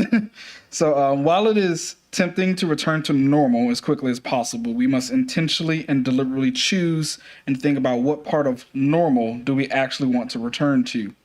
Returning to the pre-COVID normal of bringing people in is not the type of normal that we want to return to. Having teachers, paras, and other staff and faculty without the proper sick days or COVID leave even with severe symptoms, we know folks can still transmit COVID. And even without severe illness or disease, we know long COVID is a danger and detriment to any COVID-19 survivor. People perform at their best when they are supported at their worst moments. COVID is and has been a stressor alone without the added context of jobs that see people first as workhorses and rarely as actual living, breathing people who sometimes need an extra few sick days to recover from an illness. While the variants and subvariants may change and evolve, the medical science community has remained super clear about the dangers of the virus and its transmissibility, reinfectivity, or virulence of the latest BA4 and BA5 Omicron subvariants. Each of these things are different. The transmissibility speaks to the character of the virus. It explains the ability of the virus to be literally transmitted from one human being to the other, and many more science terms that I am not, qualified to pronounce, but she is. But in conclusion, at the last COW meeting, there was some confusion and miscommunication about the variants and whether or not people could be consecutively reinfected with these variants. While we learn more each and every day, it is evident that people are being reinfected with the Omicron subvariants. Please see the following articles that she did take the leisure to email each of y'all. One from ABC News, which cites reputable medical scientists, epidemiologists, and physicians, and one from the Science Journal. She had, and to see the data that she was sent over to you guys. So in conclusion, Angel, once again, a PhD candidate at the Tulane School of Medicine, and me, Caleb Holmes, as a citizen, we're both asking you in this moment to vote to increase the number of COVID sick days faculty and staff receive. Item F7, please vote to increase the sick days to ensure that our people are protected. We're safe, but we're not out of the woods yet. COVID is real. We need to increase protections. Thank you. Thank you, Mr. Holmes. Tell Dr. Angel good luck. That is all the cards I have on that item. So we come back to the board. The board, Mr. Howard. Yeah, so I just wanted to ask Ms. Dupre if you could come and give us kind of just like not even Ms. Dupre. Sorry, Ms. Dupre. Ms. Hall. Just like the protocols and procedures for accountability. I mean, how are we making sure that people who are testing positive, like what are the numbers? Just give us a visual perspective of what's happening from an HR standpoint. Because I would argue, like, I believe that like we need to do everything we can to protect folks who are sick and who are sick because of COVID. But I would also argue that the numbers at brunch are up, the numbers at the day parties are up, and the numbers across the city as I look at people doing activities in Baton Rouge is increasing. So I just want to ensure that we are like finding a way to hold accountability, because we often have this conversation about us not caring about staff because we don't have this many COVID days, but it's the same people I see at brunch with no mask on. So just really trying to get a clear picture of what's happening with us and how we're being accountable for these actions. Hello, everyone. I'm trying to keep this straight. Okay, so since July, and I have the numbers from June 1st until August 18th today, we have 41 in the system that physically went in and put in for a leave, for COVID leave. And then last year versus last year's number, to have a total of 1,533. That's 26% of our workforce that we processed COVID leave for last week. So I just want to make sure that we are all clear on what the COVID leave policy is. So if you do have symptoms, it's 5 working days. Right? If you close contact because of COVID, it's another 5 working days. If you expose while working, that's an additional 5 working days. So that's 15 working days for the entire time. So, and even if you have a child care, you do get additional 5 working days. Does that make sense? Yeah. Clarify? No. Thank you, Ms. Hall. That clarifies. I just really wanted to see, because I think that right now, for COVID for the longest, we've had to deal with where we are now. And I agree that variants have changed throughout time. But these policies are also amenable. And so if we see that there's an uptick in cases and there's an uptick in all of these things, we can make or have special meetings to make emergencies to increase the amount of time that people are leaving. I'm just saying that it seems like, I know we're not at a normal state. I know that the world will never be pre-COVID days.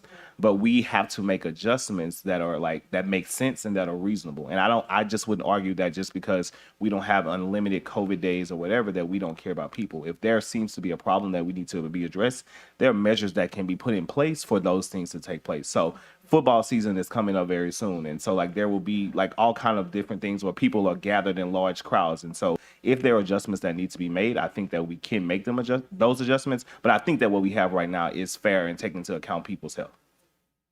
Thank you. Thank you, Mr. Howard. The board is clear. Madam Secretary, please conduct the vote. Please vote.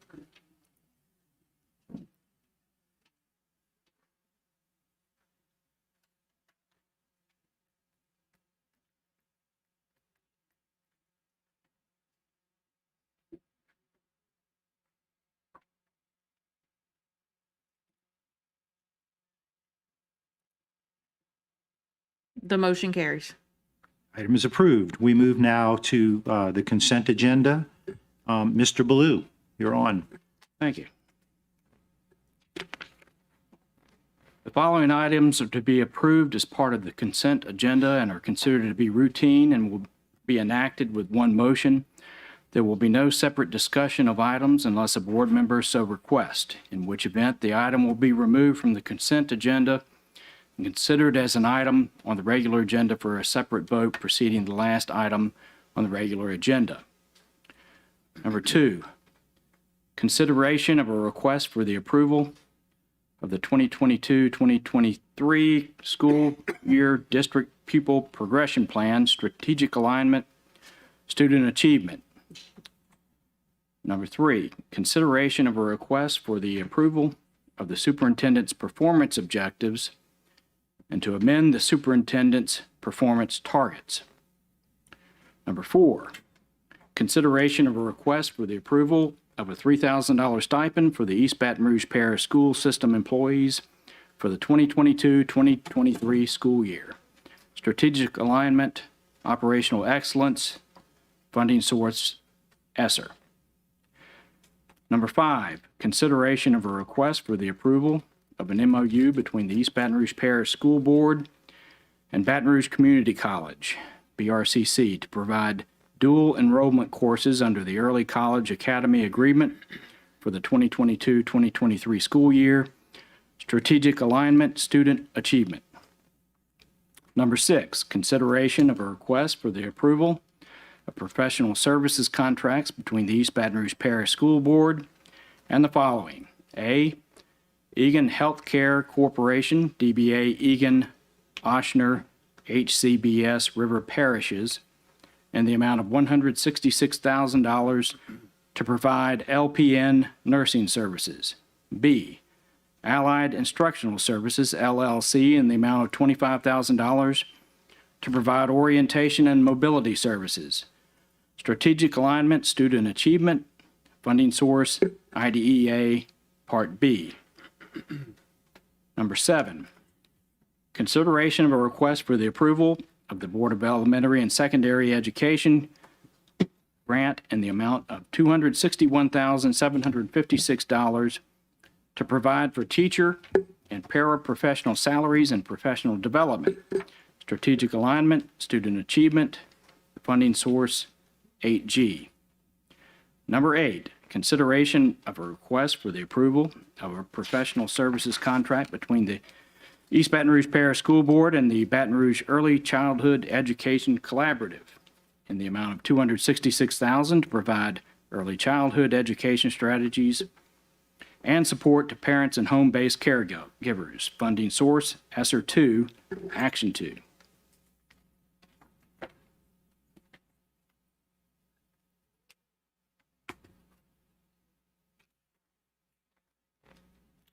Number 9, consideration of a request for the approval of the professional services contract between the East Baton Rouge Parish School Board and the following.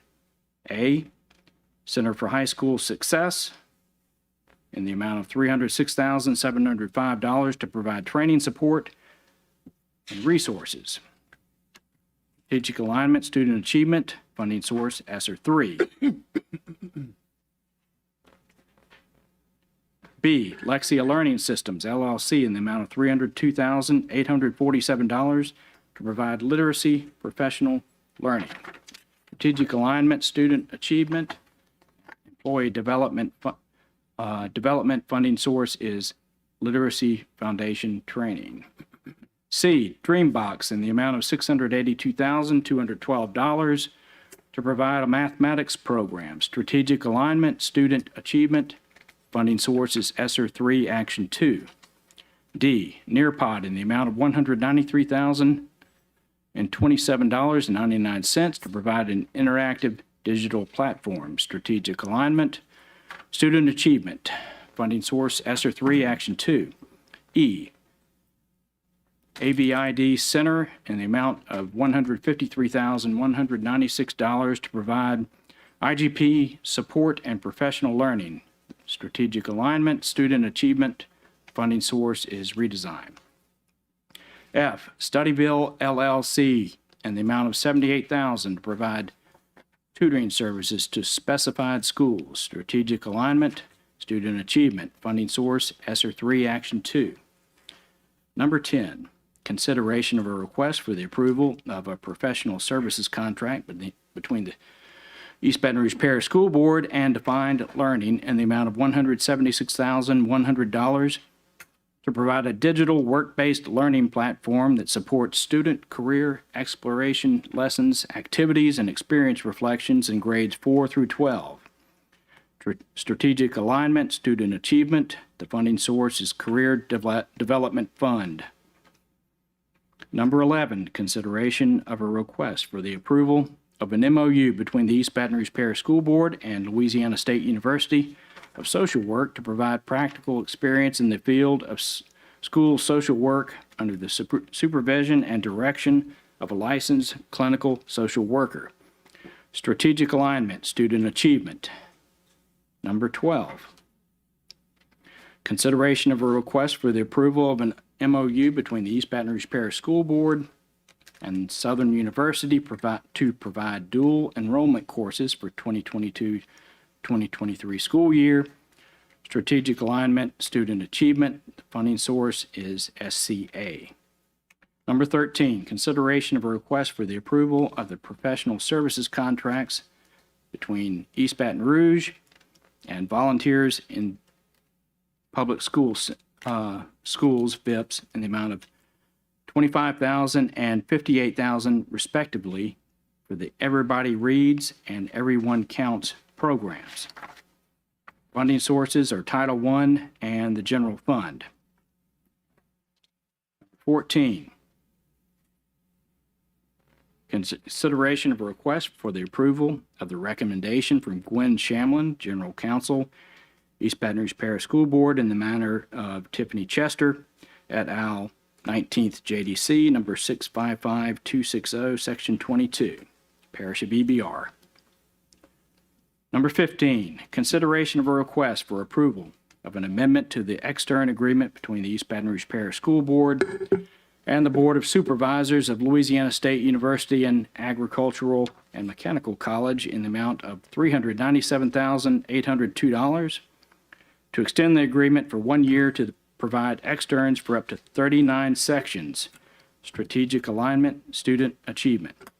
Number 16, consideration of a request for the acceptance of the Deborah Rochelle Teacher Grant from the Kelly G. Cook Foundation for 5 teachers for a total of $20,557 to provide for classroom projects, strategic alignment, student achievement. Number 17, extended day salary consideration for a request to amend the extended day hourly rate to range from $25 to $35 per hour and approve schools to set a site-specific rate based on the availability of funding. Strategic alignment is exemplary customer service. Funding source is general fund. Number 18, consideration of a request for the authorization for staff to issue a request for qualifications to seek proposals to provide construction management at risk services for the following tax plan projects. A, an elementary school in the southern part of the parish. B, Broadmoor Middle School Arts Conservatory. Strategic alignment, operational excellence, funding source, the tax plan. That ends the consent agenda items, and I move that we approve. And Mr. Blue has moved the consent, and Ms. Bernard has seconded it. Are there any items that board members would like to have pulled?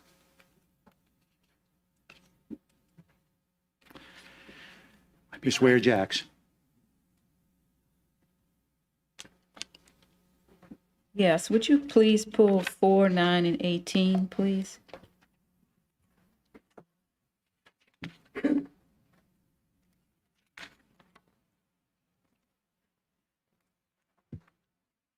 Any other board members wish to pull items?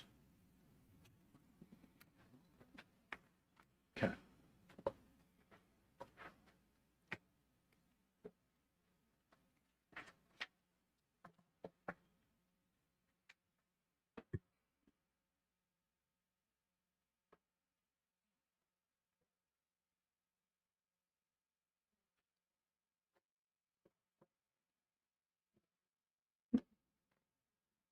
Okay. So items, this is for the consent agenda for everything except 4,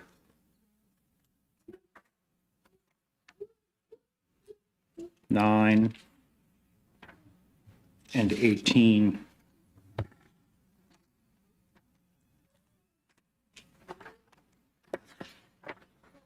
Give me a second, I'm working through the cards, y'all.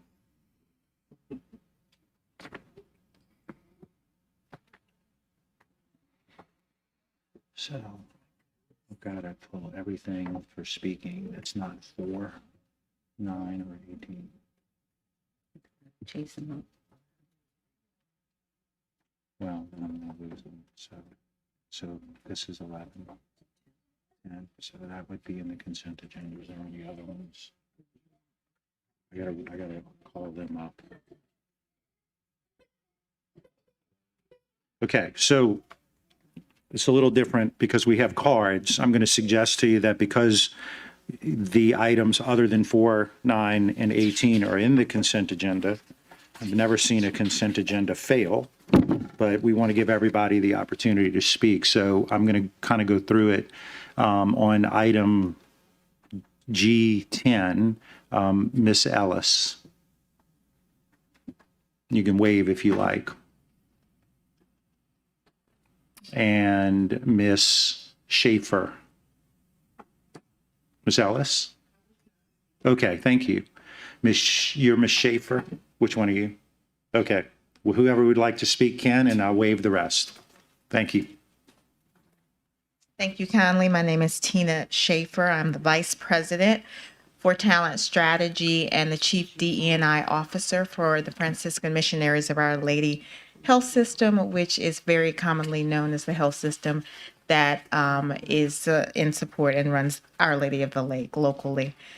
I am also a member of the TAC committee at the strategic ops group, specifically around the vocational training and career pathing for our young students. And the importance of the early career exposure is so vital. And I will say, as a health system HR executive, with the amount of the extreme workforce shortages, we realize the vitality or the imperativeness of our young people being exposed to careers early on. The Defined Learning System is a work-based platform that encourages students to explore those careers at early ages, and it has work-based career pathing and exploration projects available to them as early as 4th grade, or in languages or in using language that they understand. It allows for high wage, high demand areas such as construction, manufacturing, healthcare, automotive, transportation, logistics, liberal arts, and management. It is project-based with all and allows hands-on experience. This is vital from an organizational development perspective and is much needed in the workforce industry. I will say personally, or professionally rather, as a org development specialist, that we've really tried to move away from in-classroom training and really put our workforce in experiential learning and job shadowing and project-based learning to excel and become familiar with jobs. Thank you so much, Ms. Schaefer. Appreciate your time. I've got a card for G5, which is on the consent agenda. Is it Miss Jackson or Mr. Jackson? Miss, yes, ma'am. Sorry about that. Couldn't read the first name. Irma, okay. Well, you would think I'd be able to read that, don't you? Good evening. Good evening. I missed the opportunity earlier to speak about the pathways to bright futures, but this memorandum of understanding for dual enrollment encompasses that. It also encompasses, there's probably a card for G12 also, but what I'm going to say now speaks to that as well. Dual enrollment, pathways to bright futures. That's what we want for our students. We are in the business of education, and we are educating students to make them productive citizens. And what do we want to do? Once they finish high school, we want them to have the opportunity to be productive and to do something great for themselves. That starts with what we do in K through 12. If they don't see anything positive for themselves in middle or high school, they're more likely to drop out. The dual enrollment opportunities at BRCC and Southern University provide that. It's a solution. We have a problem right now with our students not succeeding after high school. So anything we can do to help that, we need to do it. What we have with the Pathways to Bright Futures is a solution. If you don't have a solution to a problem, just be quiet. And the Pathways to Bright Future is a solution to the problem that we have with our high school dropout rate. Thank you. Thank you, Ms. Jackson. Are there any, I don't have any other cards to speak on the consent agenda, which is all the items other than 4, 9, and 18. And just want to make sure I don't miss anybody. I don't see any movement. We come back to the board. Ms. Ware Jackson, did I just accidentally knock you off, or that was from before? Yeah. Okay, so the board is clear on the consent agenda. Madam Secretary, will you please conduct the vote? Please vote.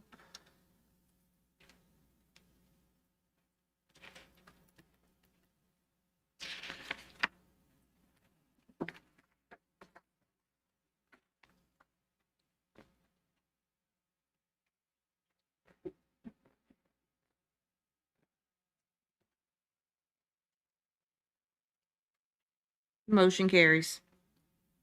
Thank you. We move now to item G4, consideration of a request for the approval of a $3,000 stipend for the East Baton Rouge Parish School System employees for the 2022-2023 school year. Do I have a motion? Moved by Ms. Ware Jackson, seconded by Mr. Howard.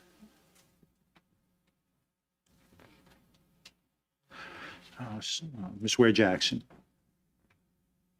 Thank you. Just wanted to say, Superintendent Narcisse, we appreciate this so very much. We've gotten a lot of feedback. You know, people are excited. And I was speaking to you, might have been yesterday, just to give a little more clarity on who is included in that group that may not be, just for clarity, so that, because, you know, I had, you know, one person in particular I'm thinking of who was a bus driver. She was like, am I in here? And I'm like, yes, you are. So would you please just expound a little bit about that so everybody will know who's included? Yes, we have a lot of folks included. The bus drivers are included, as well as cafeteria workers, paraprofessionals, you name it. I want to make sure we're accurate as we give this information. There is a code we have called, is it AD 106? Is that correct? So, Ms. Hall, you want to come up just so we can make sure we provide clarity?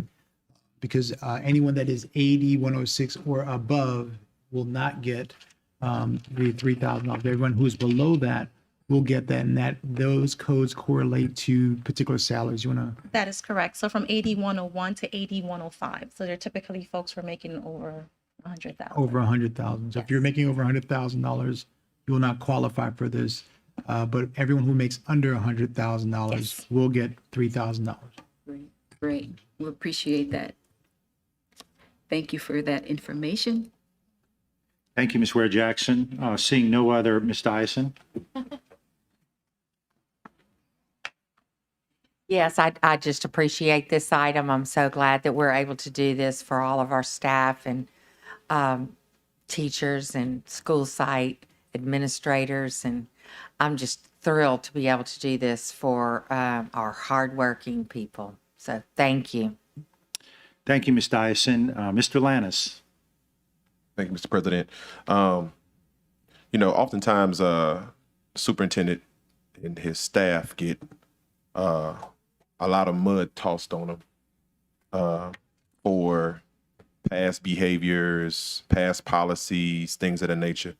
But what we can't gloss over, and I won't allow it to be glossed over, let me say that, is the fact that since you've been here, you found ways, unique ways to try to pay teachers money, whether it's through stipends, whether the compensation study.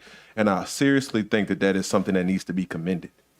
Like a lot of times, you know, we hear a lot from the community, and sometimes it can be some things that cut pretty thick and deep. But this is something that's commendable, because for too long, we have not paid our workers a fair wage, whether it's somebody in the classroom, somebody driving a bus, and cafeteria workers, when they all do phenomenal jobs, phenomenal work for our system. And I just think that's commendable. Thank you to the HR team, because I know it took a lot to put something like this together.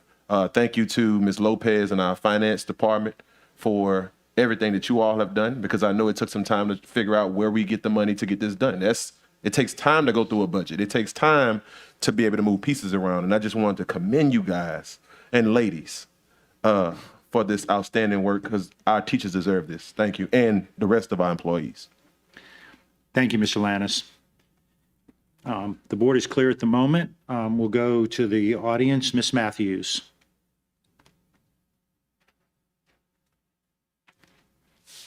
I second everything that Board Member Lannis just said. I appreciate all those people, because it definitely was not easy to find the money for this. So I do appreciate that. I'm going to say it again. I said it at the cow. I'm going to say it again. We definitely appreciate Superintendent Narcisse. You said it would be a good stipend. This is a good stipend. We thank you for that. But you also said it was going to be 2. So we want the second one. And if we split this one, because see, I read Charles's article, and he said that it was this one, we're just going to put it together in one. But if we split this one in 2, that'd be $1,500. That wouldn't be a good one.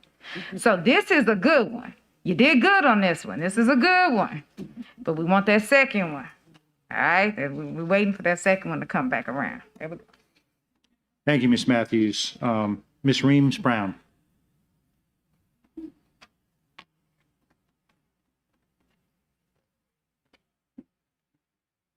Good evening, Superintendent, members of the board. I'm Angela Reams Brown, President of the East Baton Rouge Federation of Teachers and Support Workers. And I tonight rise to say thank you. Our employees, our members, our non-members, potential members, all work very hard every day. And I don't think I'm telling you anything that you're not aware of. If you've been around the East Baton Rouge Parish school system for any length of time, you know that our employees work hard. And so when you're able to find the monies necessary to give them a bonus or a stipend, I say thank you. Now, there are going to be the individuals who say it's not enough. Yes, I like to have 10,000.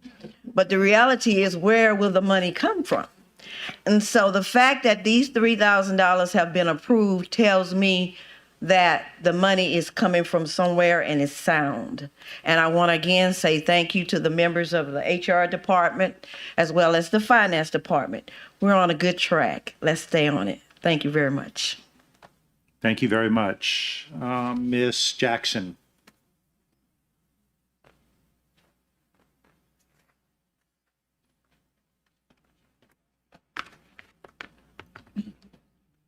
Hi again.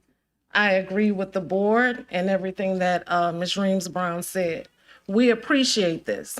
Ms. Hall anticipated something. When you all approved $7,500 for new teachers in the content areas, she knew that those of us that are in it daily, we were going to want something as well. She anticipated it. And so when we called her, she had a solution. And we appreciate this $3,000 solution for everyone.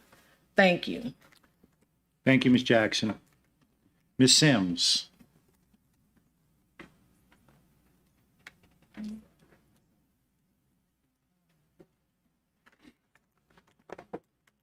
Hello. Hello. Speaking on behalf of EBR PAE Vice President, again, I'm an employee of East Baton Rouge Parish School System. And again, speaking for all employees, we're excited about the stipend. And we just, thank you for, thinking of us. Also, again, just echoing some of what Ms. Matthews said, thinking about the spring coming up and for us coming back in the fall, but again, we thank you. Thank you, Ms. Sims. Ms. Corley.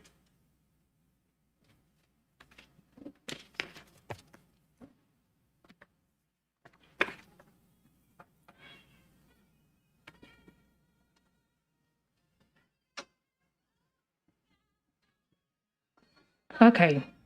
I am all in support for a stipend for our staff.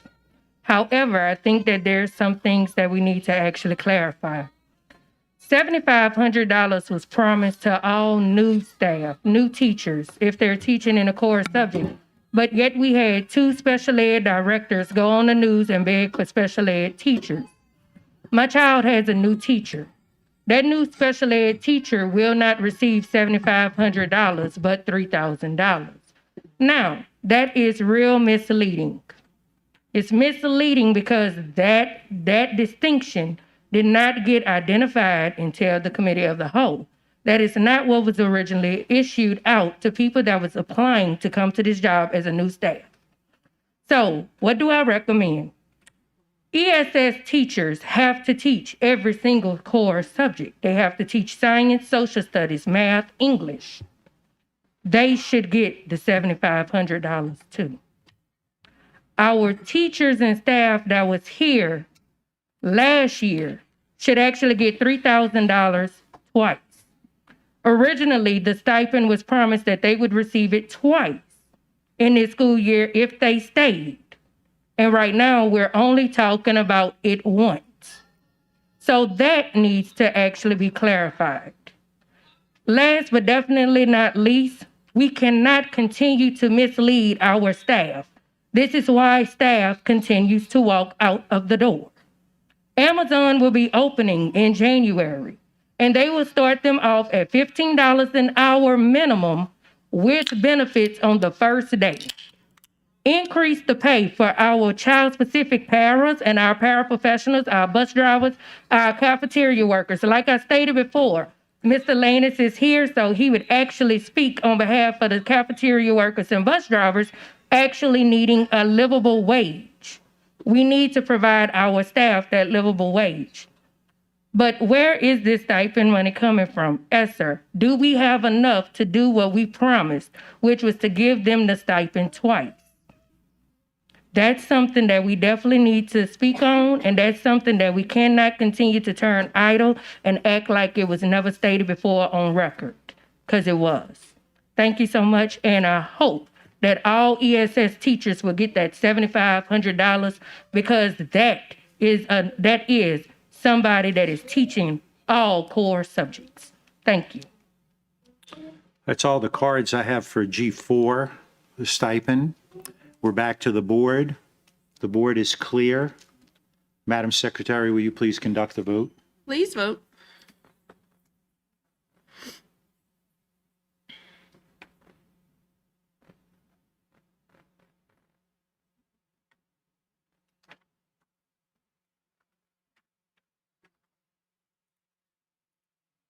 The motion carries. Item is approved. We move now to G9, consideration of a request for the approval of a professional services contracts between the East Baton Rouge Parish School Board and the following. A, Center for High School Success, SCLC, in the amount of $306,705 to provide training, support, and resources, strategic alignment, student achievement, funding source, ESSA 3 incentive. B, Lexia Learning Systems, LLC, in the amount of $302,847 to provide literacy, professional learning, strategic alignment, student achievement, and employee development funding resource, Literacy Foundation training. C, Dreambox, in the amount of $682,212 to provide a mathematics program, strategic alignment, student achievement funding source, ESSA 3 Action 2. D, Nearpod, in the amount of $193,027.99 to provide an interactive digital platform, strategic alignment, student achievement funding source, ESSA 3 Action 2. E, AVID Center, in the amount of $153,196 to provide IGP support and professional learning, strategic alignment, student achievement funding source redesigned. F, Studyville LLC, in the amount of $78,000 to provide tutoring services to specific schools, strategic alignment, student achievement, funding source, ESSA 3 Action 2. Do I have a motion? Moved by Mr. Lannis, seconded by Ms. Bernard. Right now, the board is clear. Let me see, I've got one card. Ms. Matthews.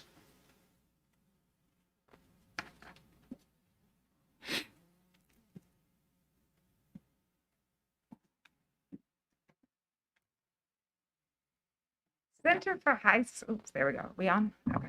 Center for High School, ESSER 3. I would ask that you bifurcate this because the rest does need to go through, even though a lot of teachers begged me to include Dreambox in my email because they hate it, but it actually is evidence-based in grades 1 and 2. So Center for High School Success. First of all, it is not one of the 4 ninth grade planning support partners that Bessie gives options for the ninth grade academy. And that's an issue with it being ESSER funds. However, what is more egregious, I can't talk, is the fact that it is Stand for Children.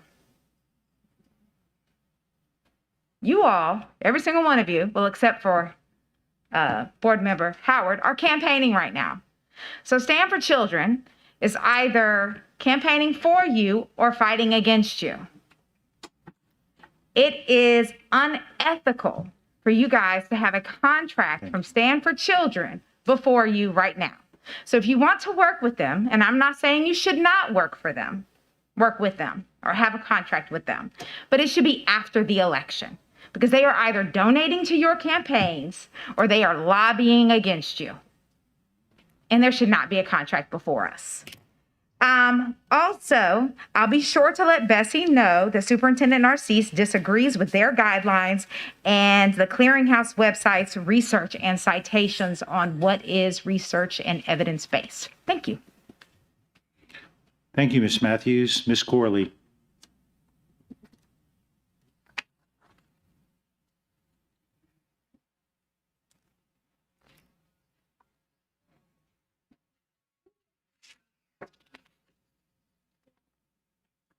Okay, so with the contract, most of these contracts are not contracts that actually help our children with disabilities. In fact, our children with disabilities only can benefit from two of them. It's not the one that Stand on the Children is doing, because Stand on the Children stand on the kids' ankles, necks, and backs. They never do anything for these children with disabilities. But I digress.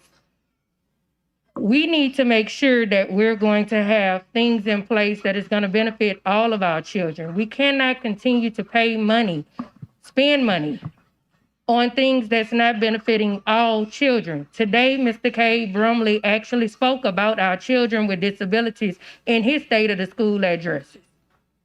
That's because children with disabilities make up 1/4 of the population of children that are actually in school systems around this state. Right now, some of the funding that you're talking about using is actual funding that should go to actually providing health services to our children inside of the school building.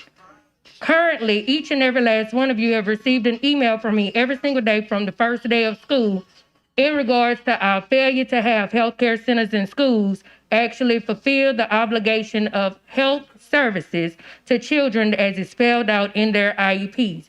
It is important that we do actually address that healthcare centers in schools is receiving funding courtesy of our general budget that also have funding from our IDEA budget.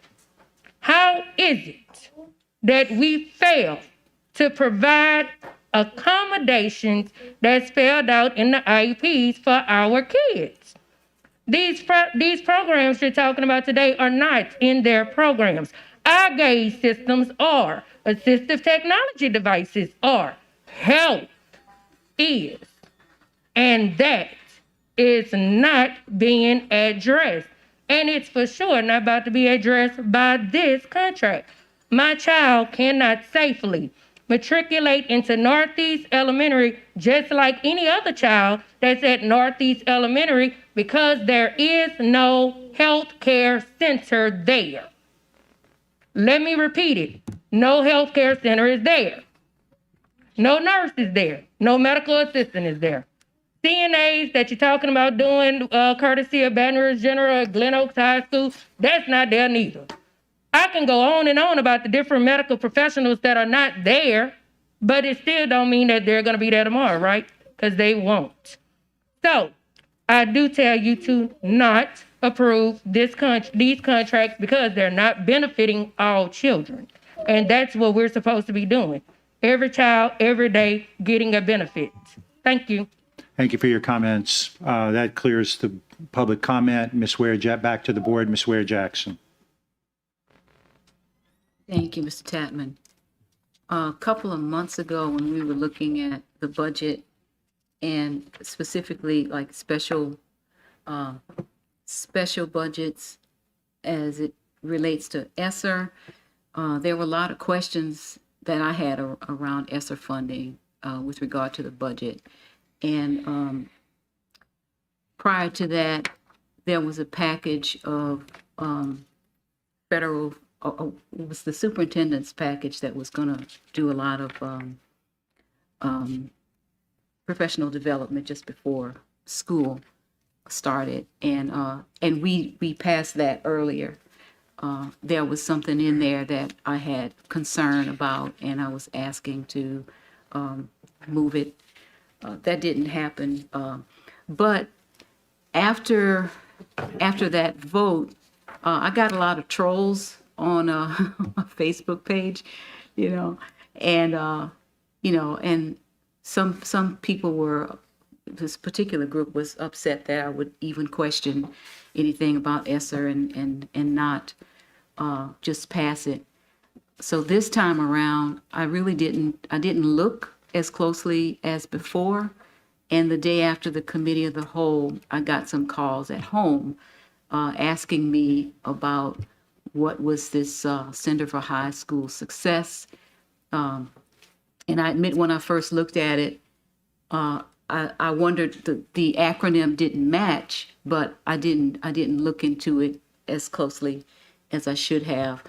So they were like, you tell the kids you see something, you say something, right? So I saw this and I said something to our legal counsel around this, because when I looked at this Center for High School Success, I scrolled down to the bottom and I did see it was a Stand for Children organization, and I know that they were a bit upset when I was asking around ESSER funding. Now this is very uncomfortable for me, all right, but I have to say it anyway. I don't recall the board ever giving a contract to a group that had any kind of political incentive, political say, any political push during elections, and we are in an election season.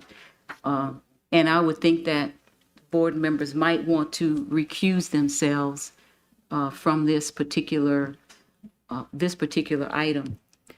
I would ask that we would separate it, because I don't see anything wrong with the others. I fully support all of the other ones except for A, simply because it's an organization that has some political, what some would call a special interest group.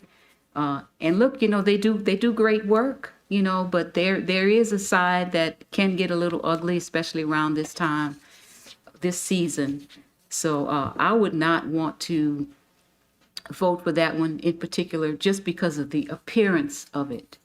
I asked legal counsel, he assured me that, it may not look good, but ethically, there's nothing there.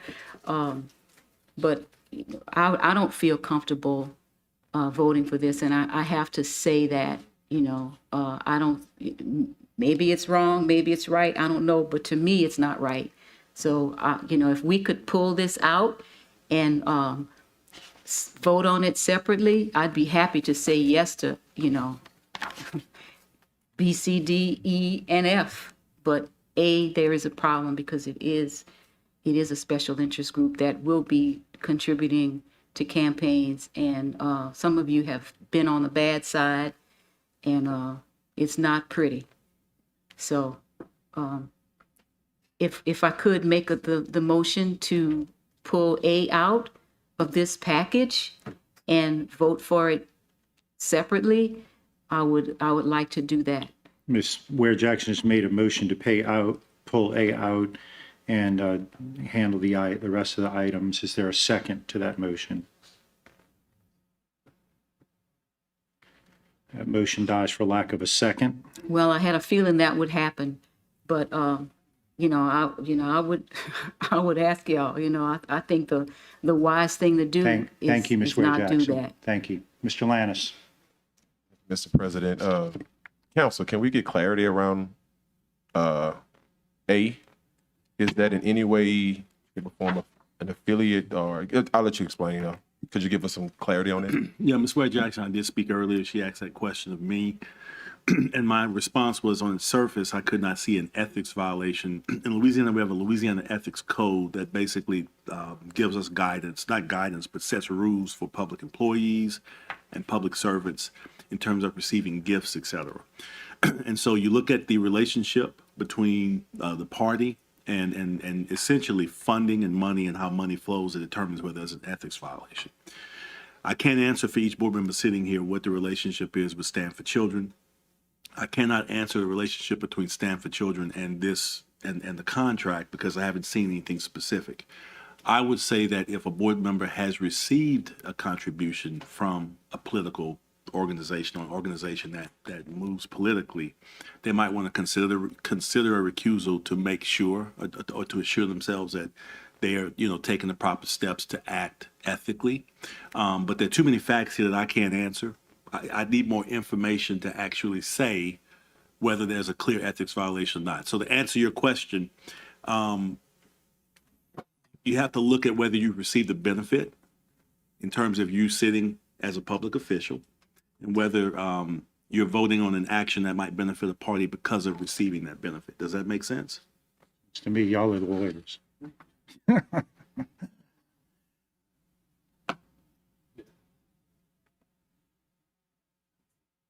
Okay, You good, Mr. Lannis? I'm gonna make a statement. I mean, Stand for Children recruited a candidate against me last time. But I can't look at a contract that's going for children and vote on it, because there are so many. And I mean, for those of us maybe who are a little more been around a while, how about that?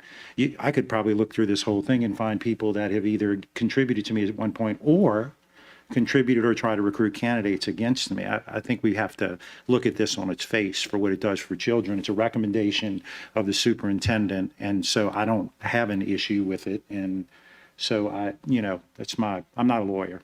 I played one on TV once, but that's I really did.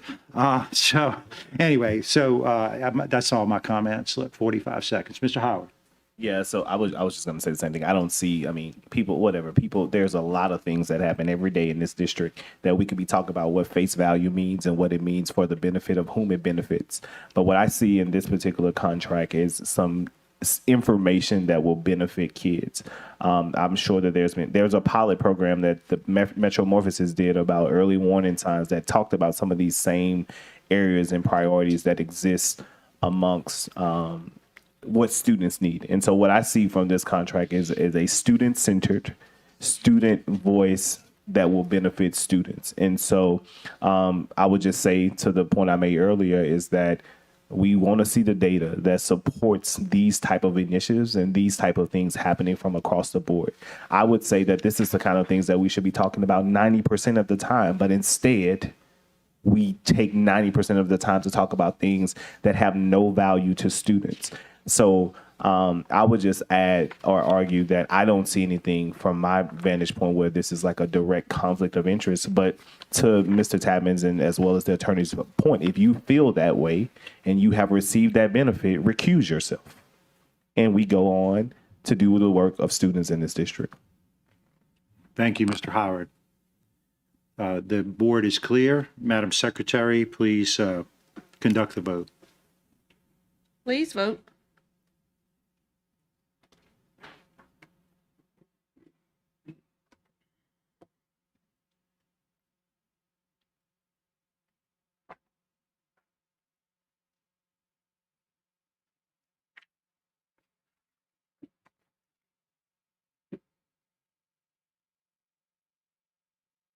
The motion carries. Motion carries. We move now to item G18. Consideration of a request for the authorization for staff to issue a request for qualifications to seek proposals to provide construction management at risk CMAR services for the following tax plan projects: elementary school in the southern part of the parish, Bodmore Middle School Arts Conservatory, Strategic Alignment, Operational Excellence Funding Source Tax Plan. Moved by Ms. Bernard and seconded by Mr. Lannis.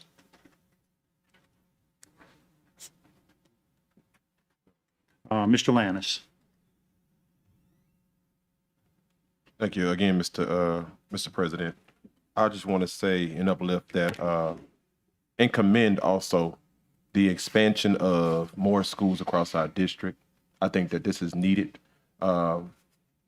Schools of this wherewithals, let me say that. I think it's more than needed. I think that families deserve to have expansion, not only in districts that look like mine, but I think that we have to also look at that expansion across the board, because that's also important. We are not a city of just one particular group. We are a very robust city. We are I think personally, Baton Rouge is a melting pot, but I'm very, very excited about our students being able to have these types of improvements, these types of investments come back to our neighborhoods and to our community. So thank you. Thank you, Mr. Lannis. Mr. Goday. Yes, thank you, Mr. President. I just wanted to make, some people have mentioned earlier, but I just wanted to talk a little bit about the noise of change that we have around. As you come in and change things can get noisy. I had someone describe to me our board as being dysfunctional, and I took that very badly, because this board has not been dysfunctional.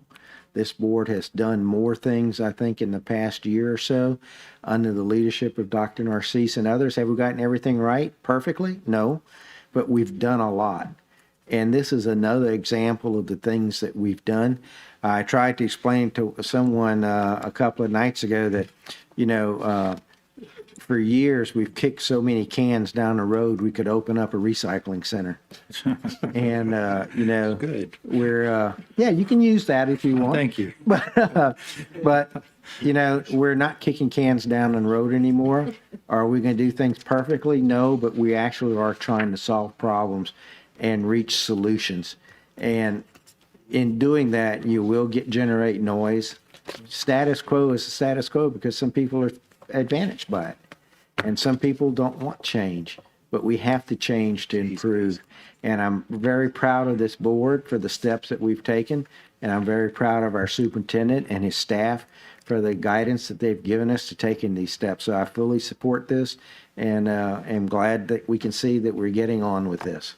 Thank you. Thank you, Mr. Gode. Ms. Ware Jackson. Thank you, Mr. Tapman. I'm really excited about this arts conservatory. It's just kind of, I may not have the talent, but it sure is in my blood. And so I'm really thrilled about this, to see this come to life. I know there's been a lot of interest in that. And I had a little bit of curiosity, though, around the budget for particularly Broadmoor Middle School Arts Conservatory. And just to make sure that we have enough money to really do it like we need to. And so I was wondering what the budget was, and also a little bit of clarity around the construction management at risk services. Ms. Scott Spalding, can you please come up to respond? Oh, good. Yes. Thank you. Ms. Anderson, can you please come up as well?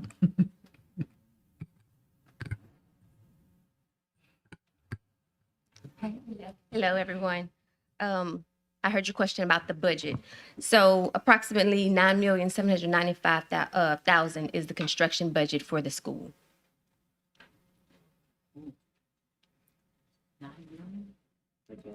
For Broadmoor, yeah. For a complete redo of Broadmoor, only 9 million?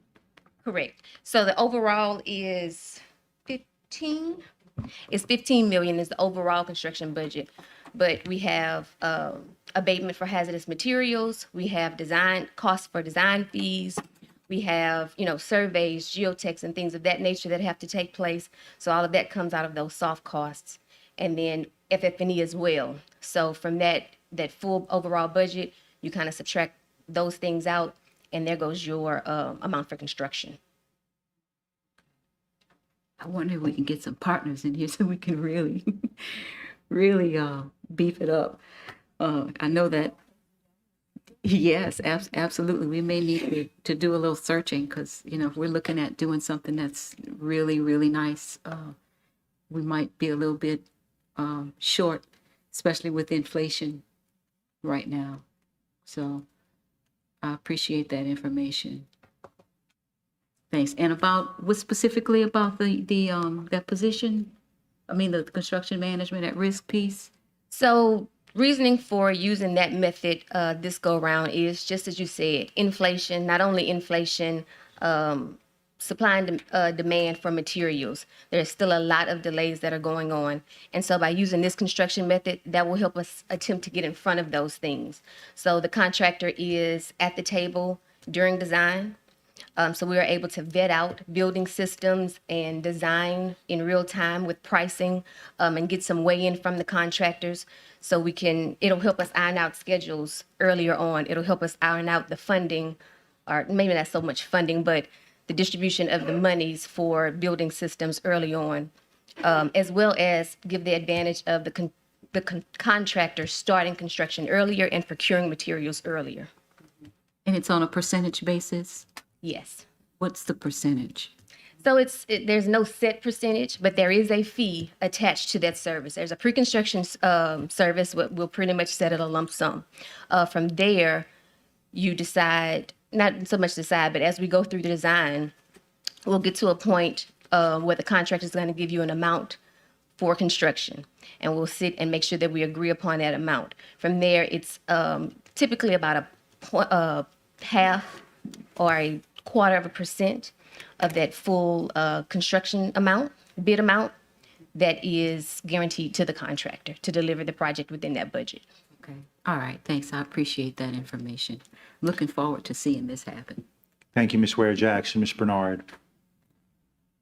Thank you. I just wanted to address some comments that my colleague, Mr. Gode, made.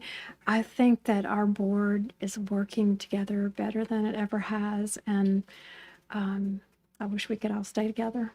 But I appreciate everyone's approving of the project. The school will be in South Baton Rouge. I'm really excited about the school in the park, and I know Breck is too. It's something that we haven't done before, collaborating with Breck. So the school's going to have an outdoor classroom space, I think. I'm also real excited about Broadmoor Middle School because Ms. Dyson and I actually went to school there many, many years ago. Thank you. Thank you, Ms. Bernard. How many years ago? No, I'm just kidding. Mr. Howard. You, President Tapman, you have been on it tonight. So I would just say that I also agree with I think the school would be a great idea.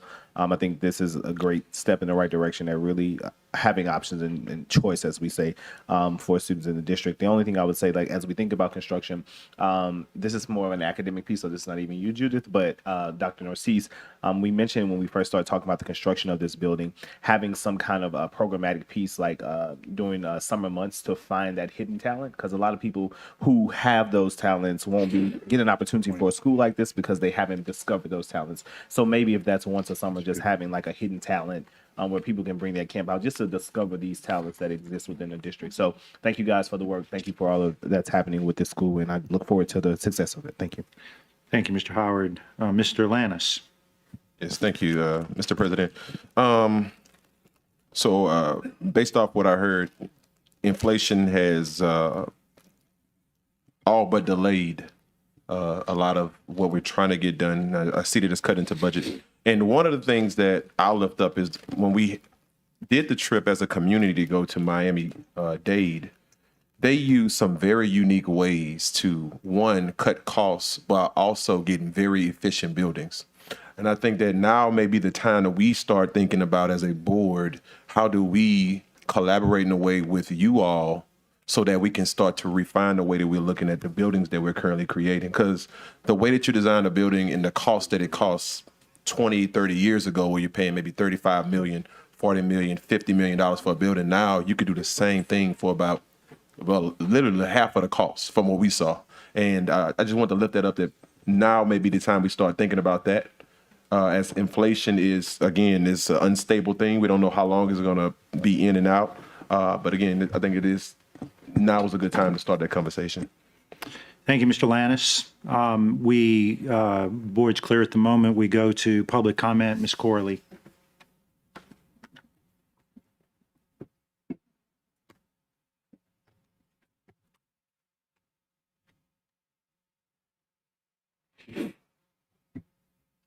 Ms. Corley, going once.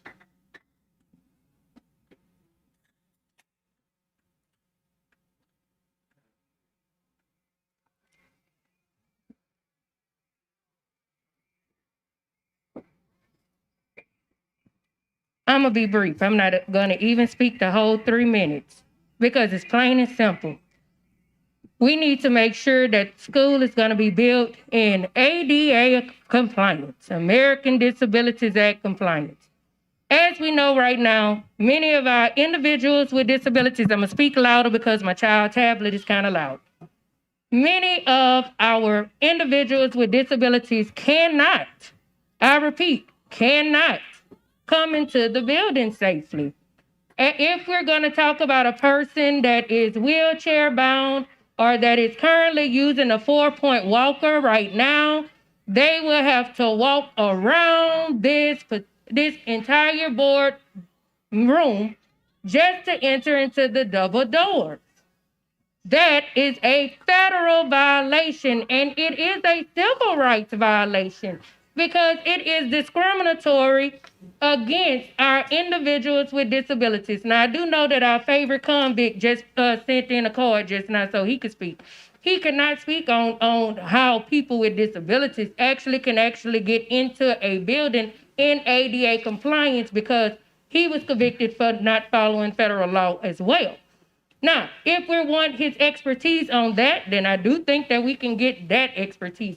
But when it comes to making sure our buildings are safe for all staff and children to be able to come in safely, we have to make sure that we have that at the forefront. So when we look at the funding is going to bring in the guidelines that talk about safety. Our next issue is going to be about police and stuff in schools. So we're going to have to make sure that that is addressed as well when it comes to this building. So let's make sure that everything is about the law, is in accordance with the law. And so if we're going to be in accordance with the law, then the next person will not speak. Thank you. Pastor Henderson. This item, right? You want to be, yes, sir. Good afternoon. Good afternoon. I rise in support of the item. I do think that as a former student who grew up in the district, we do have a lot of antiquated buildings, but also that can be addressed through our tax plan. And so what I would encourage people to do is to have those conversations when we are preparing the actual tax plan. There are several, schools that, may be out of ADA compliant. What I'm not going to spend time on is going back and forth with the character attacks, because I do believe that this item here has a lot of things that are in here, that a lot of good things that are going on. And I want to lift this up, Mr. Tapman, and thank you for the opportunity to have public comments. If you don't know something, you ask. Everyone has a story. And when you get to assuming things, always get to know a person for yourself. Everyone makes mistakes in life, but that doesn't mean they have to pay for them the rest of their life. Sometimes good people make bad choices. It does not mean they're bad. It means they are human. It's the EAS issues for me that are taking place, the exceptional adult services issues. Change has to take place in this district. And for too long, we've had people sitting up here playing games. Cabinet members who Dr. Narcisse inherited. So if we want to talk about the ADA compliant matters, we had people who were in these positions before Dr. Narcisse got here, who are feeding this narrative that individuals like me are bad people because they're still angry they didn't get certain cookies off the table. So, Mr. Gode, I do agree with you that it is time for a change. And I hope that this change happens tonight. I'm not up here to take any character attacks against anybody, because I thank Ms. Reams for teaching me how to read when I was in that special education class. So let's stick to the facts and let's move this district forward and stop allowing the devil to use us for foolery. Thank you, Pastor Henderson. Have no further cards on the item. We're back to the board. Mr. Lannis. Ms. Judith, could you come back up, please?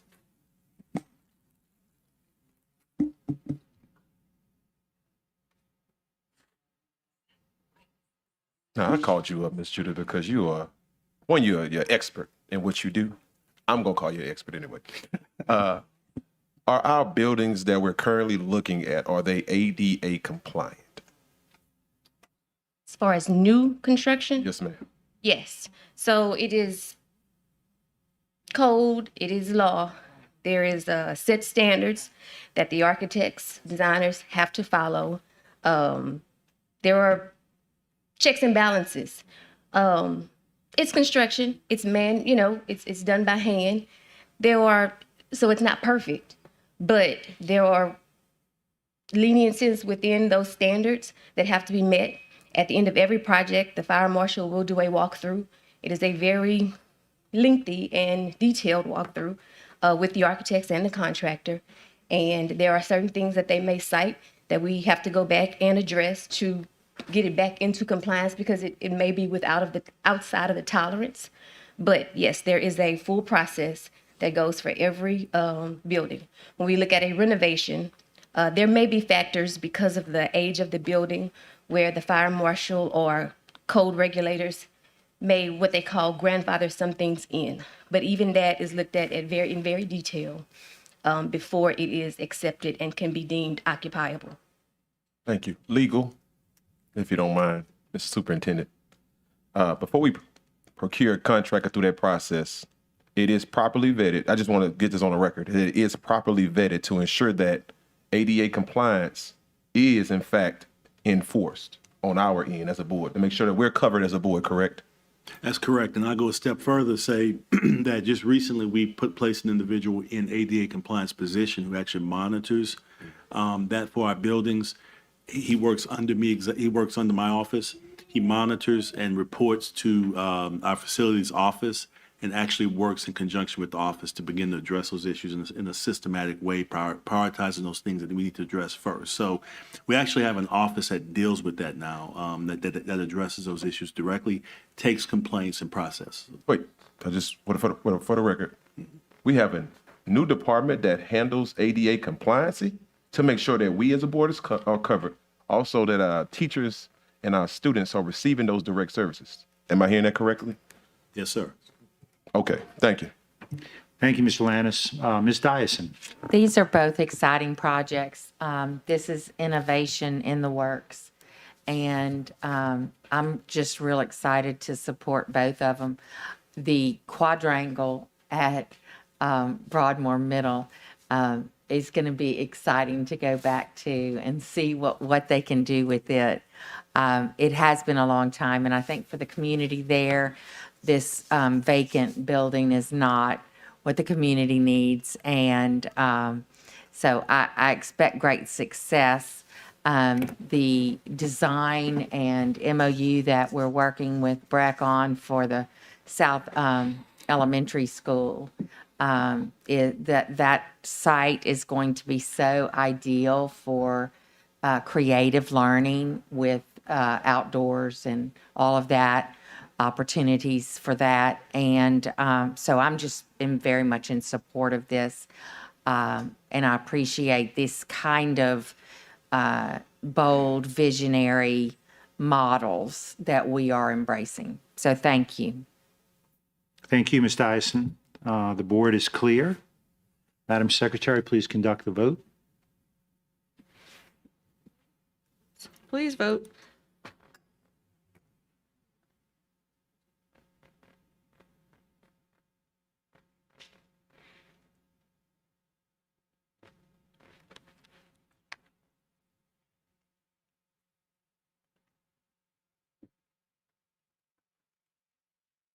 The motion carries. It ends the consent agenda. We move now to new business. H1, consideration of a request to authorize the superintendent to negotiate and execute professional services contracts between the East Baton Rouge Parish School Board and the following agencies to provide school resource officers. A, East Baton Rouge Parish Sheriff's Office. B, Baton Rouge City Police Department. Do I have a motion? Moved by Mr. Gode, seconded by Mr. Lannis. Can you speak to that a little bit? Thank you, President Tapman. We wanted to just bring this new motion to the board. As many of you know, the board had approved a job description for us to have 26 SROs that would they would be armed and included. After our evaluation and looking at what the cost factor was for that, we saw that the amount, as you can see in the back of documents I provided, will cost us about $3.5 million as an estimate to have ongoing training, resources, and those things. And so what we ended up doing next was I had a conversation with the chief of police of Baton Rouge Police Department and Sid Gocho of the Sheriff's Department and I, because they are part of law enforcement. I said, what would be the cost factor for us to have a partnership with you to have full-time SROs in the schools for 8 hours? And we talked to that. And we noticed that cost would be half of the amount than the original cost that we actually had. And then for that process, we decided that this would be a much more better approach to go through partnering with both the Baton Rouge Police Department and the Sheriff's Office for these 26 SROs, and also include the possibility of training and all these elements, whether it's training with using guns and all that, which is a part of what they do anyway. And also making sure that we can partner the possibility of have training on how to work with young kids and those things. And so we felt that this was a better motion to bring to the board, not only from a cost saving standpoint, but also to build a partnership in this way. As many of you know, we did have both the Baton Rouge Police Department and the Sheriff's Office at particular regions of schools, but not fully at schools directly. And so we felt that this was a better approach to share with the board. And so this is why we want to bring this motion to the board. Thank you, Superintendent. Mr. Howard. Thank you, President Tymon. I just want to lift up Dr. Narcisse just to, from my vantage point. So I've worked at several schools as a teacher, as a mental health counselor, you name it, I've pretty much done it inside of a school. And I've had different relationships with armed officers inside of those schools. I can recall one officer where the kids truly feared him and didn't feel like he was a part of our family of community inside of our school. And a lot of that could be attributed to how teachers utilized him inside of our school. I had another officer where every single kid had a level of respect for him that seemed as if he was a family and a part of our unit inside of that school. So I would encourage, like you mentioned a couple of times about it being a possibility, I would encourage that it's a mandate of how we as officers interact with our student body, and so that kids feel as though they are a part of a community as opposed to just law enforcement. And we know, the data around like how different groups of people interact with police officers and what they look like in communities. So we talk a lot about community policing, but like really making sure that we as a district are setting a standard for what it means to be an officer inside of a school, and being a part of the family unit of schools and how they interact and how they deal with occurrences, just to ensure that we are putting people inside of our buildings that are considered family and not just people to just be another negative interaction for kids with policing. So I encourage Mr. Security, our new chief of security, to do that. I think he will, but I just wanted to lift that up for as we continue to do this work. Thank you. Thank you, Mr. Howard. Ms. Dyson. I just would like a little bit of clarity since I had brought the original item. So the 26 that they're now 13 from the PD and 13 from the Sheriff's Office, are they going to be in addition to our current contract? And so those numbers are in addition to? Yes, that is correct. Okay. And then as far as the accountability piece, have we worked through a checklist of the things that we're going to expect and an evaluation process that includes our principals on site? Yes, our goal is to put that as a part of the contract, and also try to make sure that we can have principals with a checklist to make sure that whoever is in there is working with both the SROs that are provided from either the police department or the sheriff's office to work with school leaders and ourselves. As you know, our goal is that we would like to make sure is actually how Mr. Howard described it, that not only that they're keeping us safe, but they become a part of the faculty.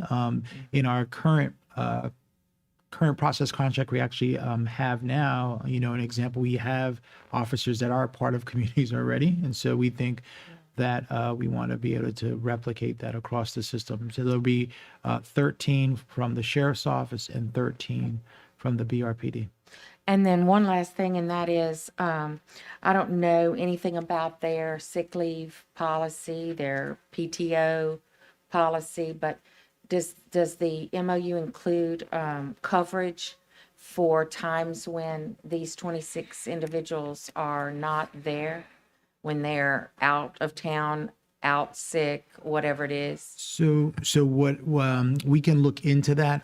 What you would be doing by your vote tonight is giving me authority and general counsel to go and negotiate to execute this contract. So if that is something that the board would like to ensure is in there, we can look at that as we negotiate.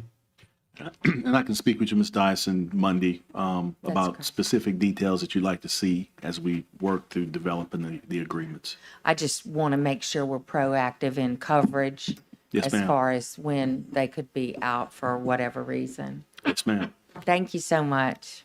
Thank you, Ms. Dyson. Ms. Ware Jackson. Thank you, Mr. Tapman.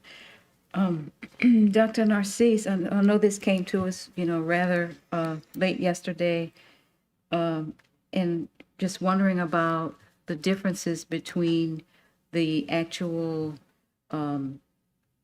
job description that we voted on before that didn't have this kind of a budget attached to it.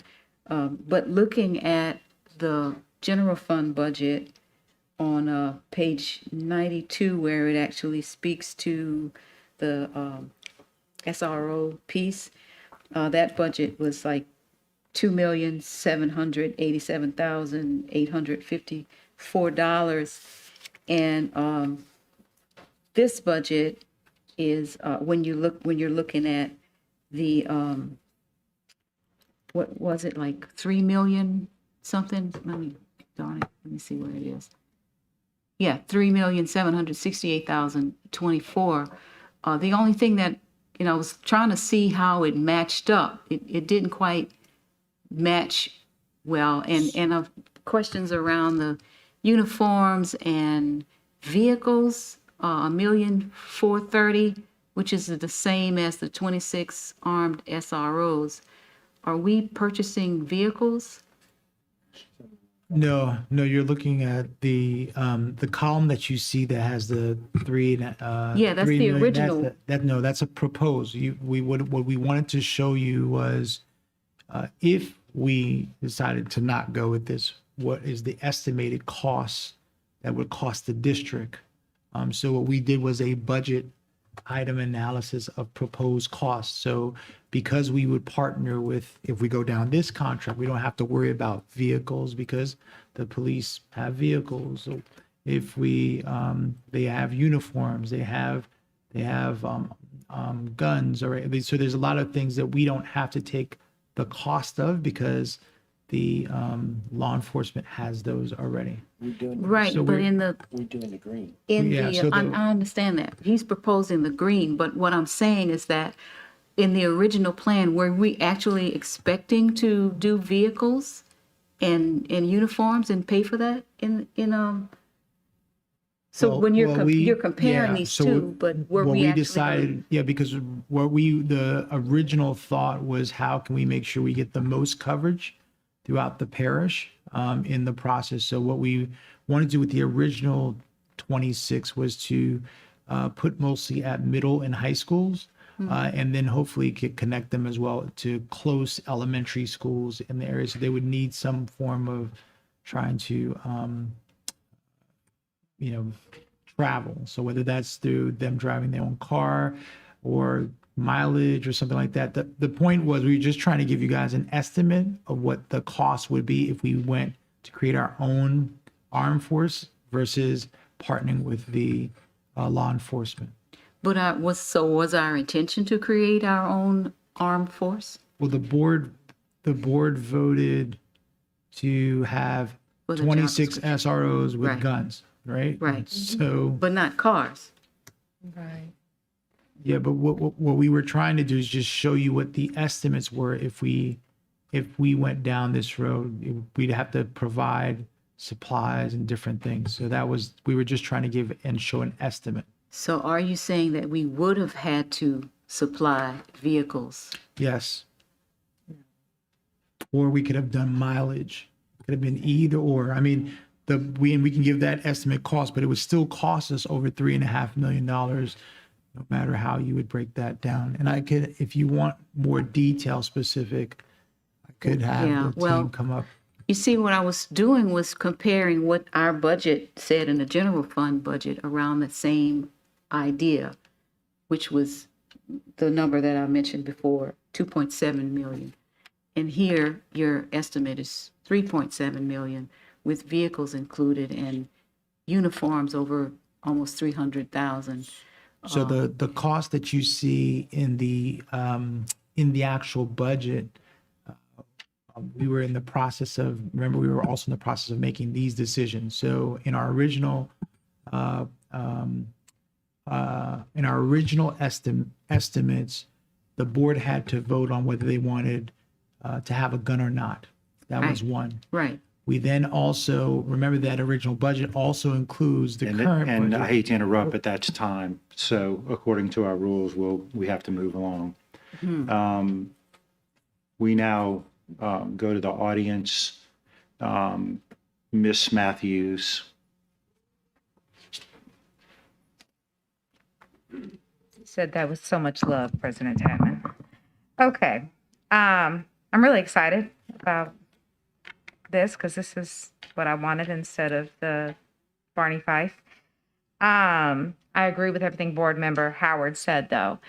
There are some things that I'm concerned about with it being the sheriff, deputies, and Baton Rouge Police Department. One, Baton Rouge Police Department can't go in every building that we have, whereas the deputies can. Two, deputies have some things put in place that Baton Rouge Police Department do not, like flags.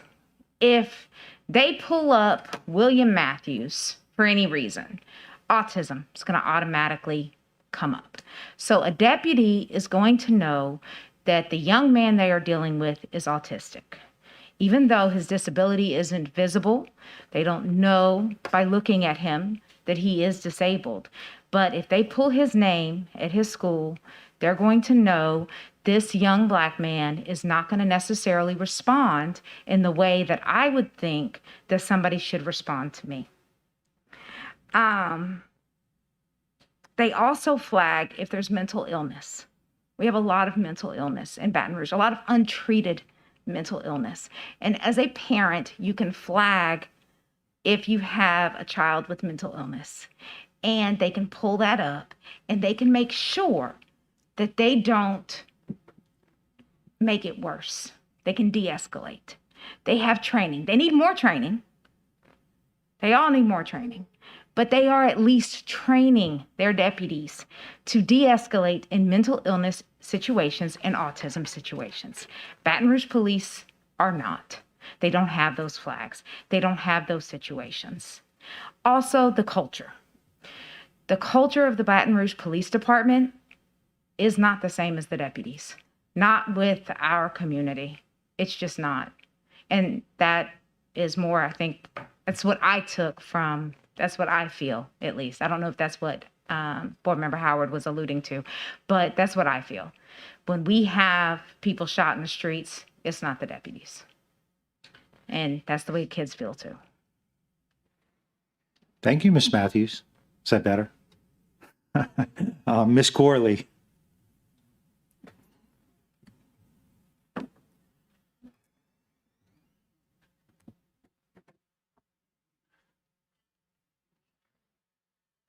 So I actually took out the time to calculate this, and so it's actually wrong. Okay? So according to this, we will be paying the SROs now almost $80,000 a year. That's if they work if they work for 10 months with our school system, which is how long our kids are actually in school. And that's if they're working 8 hours a day, 5 days a week. It's going to come up to $7,840 approximately a month, and that is before taxes. So when you multiply that times 26, that means we're going to be spending a little more than $2 million. $2 million on SROs. Now, are these SROs going to be on the buses? Because right now I know bus drivers are having problems with discipline on the buses. What about at the transfer centers? Because we do know that they're having problems with having safety being addressed at transfer. And we have two transfer centers. We have transfer for regular ed and we have transfer for special ed kids. Which, may I add, that's not in ADA compliance because our Department for ADA does not have any money. That's still under facilities. But I digress.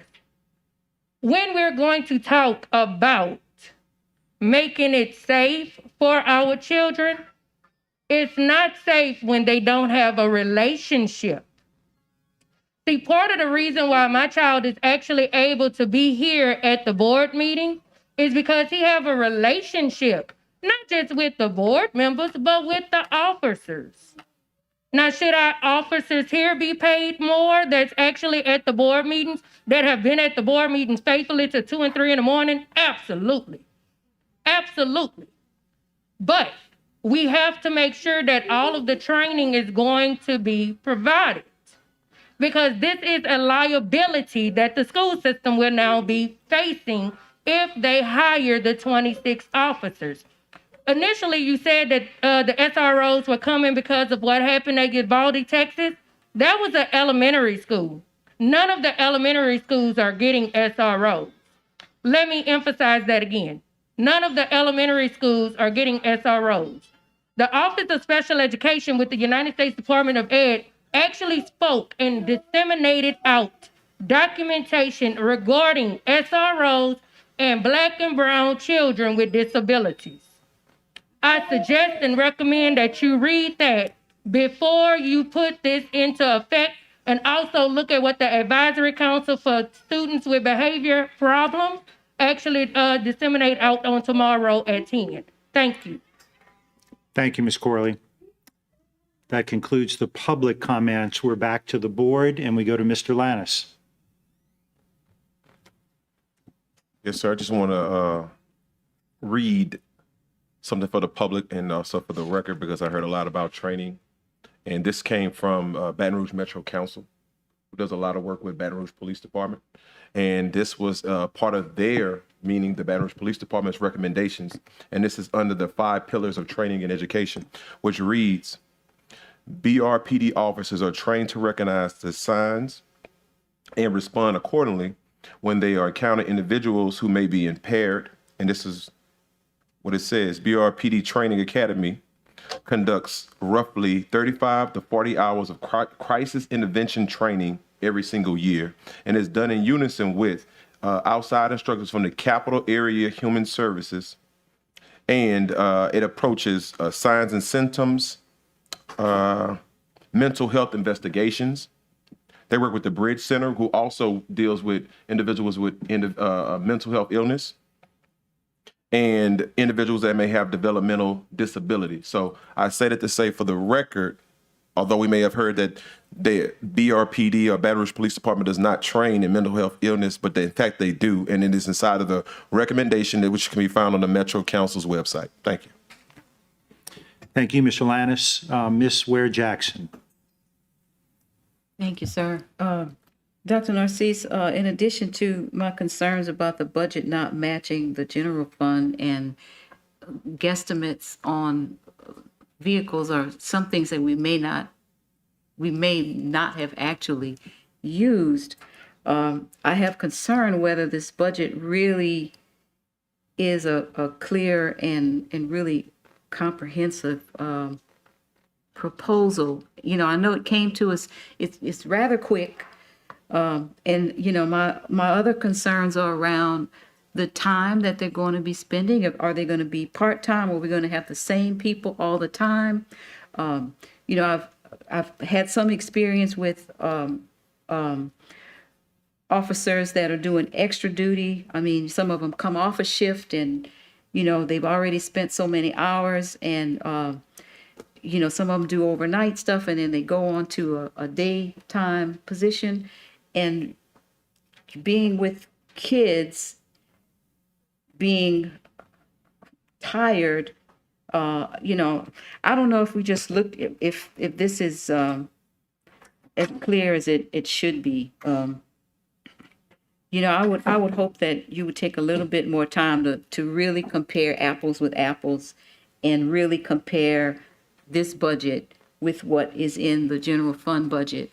And truly, you know, if we're not expected to buy vehicles, don't put it in the budget. We're not expected to spend like $10,000 per person on uniforms, then put a real number in there that's a little more realistic. So it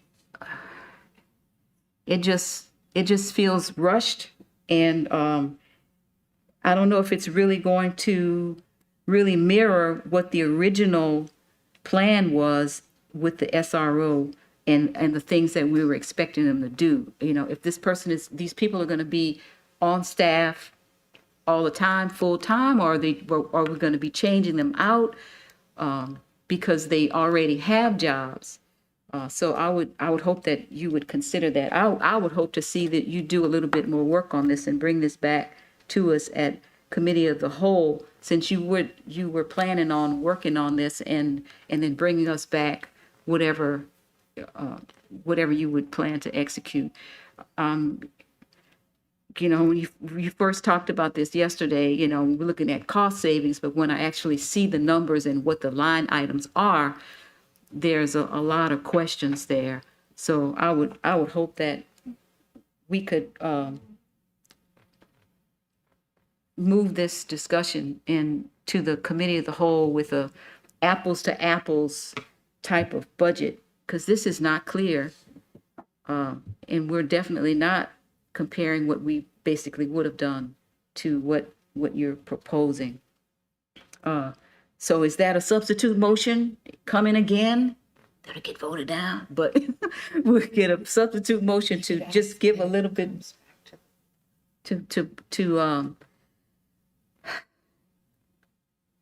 compare these budgets, put them side by side, and with the general fund budget, and show us what the differences are truly, so that when we're voting on this, we have the real numbers at committee of the whole, and we can, you know, make that decision. So can I get a substitute motion and that we do a little more work on this and bring it back to us at committee of the whole? Ms. Ware Jackson has made a motion to move this item to the committee of the whole. Is there a second? Hearing none, the motion dies for lack of a second. Ms. Ware Jackson, you have 48 seconds left. Well, that's not a surprise. You know, if I put it on the table tonight, it's going to die, no matter how much sense it makes. But you know, these numbers aren't matching up, Dr. Narcisse, and you know, I appreciate you trying to bring this and tighten it up and save some money. But we could have looked at this whole thing before we brought it to the board in the first place, so we would know what we were looking at, and we would have been able, because I know we looked at possibly doing something like this, was suggested before, but the argument then was that they didn't have enough officers. So I don't know where they're coming from all of a sudden, so I would just like some consistency. Thank you, Ms. Ware Jackson. I'm up. I apologize kind of for adding the item late. It was requested that I add it. As you all know, I've been very resistant to add items late because I'd like them all to go through the committee of the whole. The issue here, though, is the safety and security of our students, and I just don't think we can wait. And I would, you know, I do agree with some of the comments that we need to scrub that budget, right? But the reality of it is I don't think we can wait, and I'm not willing to wait. I want the kids to get as much protection as they can possibly get. And if we put it through the committee of the whole, then we're in next month, and you know, my heart would just break if something in between happened and we didn't do what we were supposed to do as board members. So that is why I added it late. I don't like doing that. I think you all know that. We've had conversations before, but I felt in the world we're in and the situation we're in, we had discussed this issue at a previous meeting, so it's not altogether foreign to us. but I felt like it was important that we address it now. And so that is why I added it late, and I hope it didn't cause too much consternation. So thank you. Ms. Bernard. Thank you, President Tatman. I don't disagree with the sentiments that have been expressed here tonight, but the board may remember that I asked if we should be undertaking the hiring of our own security personnel when we have had a successful relationship with the SROs for such a long period of time. And at the time, it was my opinion that we should have extended our contract with the existing law enforcement agencies and to outsource this service. I do still feel that way. And so I support this item, and I appreciate Dr. Narcisse bringing it to us. And I agree with Mr. Tatman that time is of the essence on this. Thanks so much. Thank you, Ms. Bernard. Ms. Dyson. I too agree that time is of the essence, and I don't know how quickly we're thinking about turning these MOUs around. But I do think some very good the comments from my colleague are they're apropos to this conversation, and the safety of our children has to come first, and not just our children and students, but our staff and our teachers and principals and all volunteers and everyone at the school sites. But I do think we just need to be very cautious about how we write this contract and what the expectations that we have are, that they're not coming off of another full shift and they've just worked the night and now they're coming to us and they're on second shift. We need to be their first shift, and we need to hold that line because I want safety in our schools. And it's just, a human thing that you get sleepy or, your mind wanders or whatever, and you're just not as alert when you're on a second shift. And then the consistency of having one person versus two part-time people that come and go. And I just really want our principals to be the evaluators. I want them very much involved in this process. So I'm going to support this. And then I believe that we can watch and see how this goes. And then along the way, we can see if it's meeting our needs.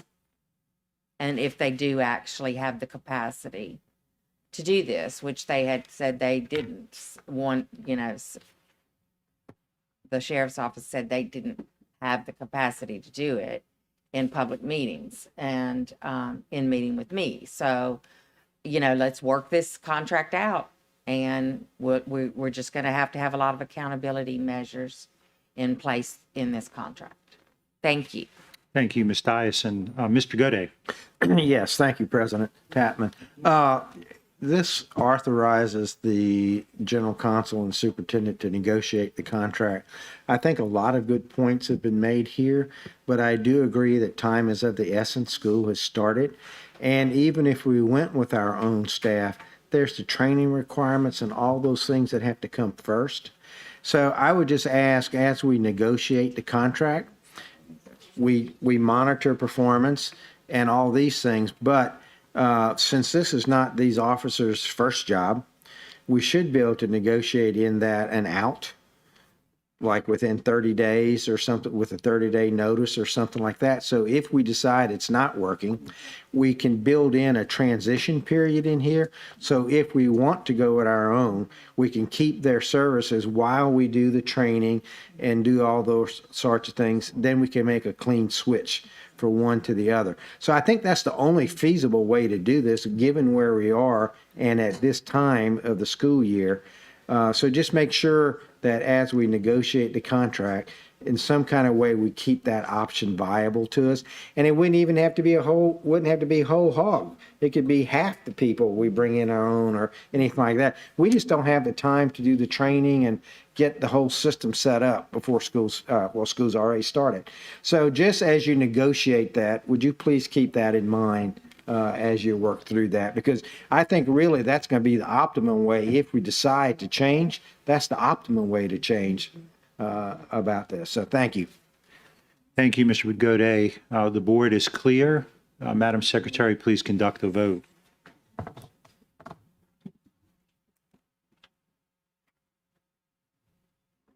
Please vote.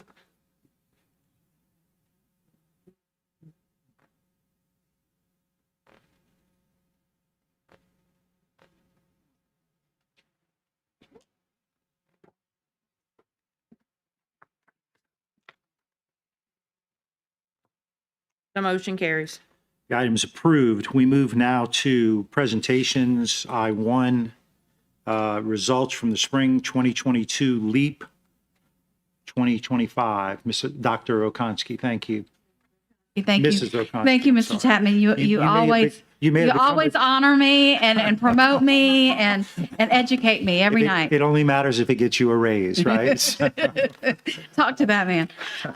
Thank you all for affording me this opportunity to present this information to you. We're going to look at a lot of numbers tonight, but I would be remiss if I didn't stop to remind us all that each number reflects the work, perseverance, and commitment of one of our students. And not just one of our students, regardless of their achievement level, but of the family and the support system behind them. So whether you were a student who took a test, a teacher who administered a test, an STC who made out the testing schedule, a mom, a grandma, a neighbor, or someone who made sure that the student had breakfast and got to the test on time, we thank you for your commitment and perseverance in a challenging year to teaching and learning in our school system. So let's get to the exciting part. The first question that we usually get asked is, well, how did we do? Did we grow? And that's what slide 1 is designed to show you. It's not often I get to stand before you and have a chart with no negative numbers on it. So the exciting part tonight is that you're looking at a chart with no negative numbers. You see that in many cases, the district tracked state growth. You look at math in particular, especially on that 3-8 side.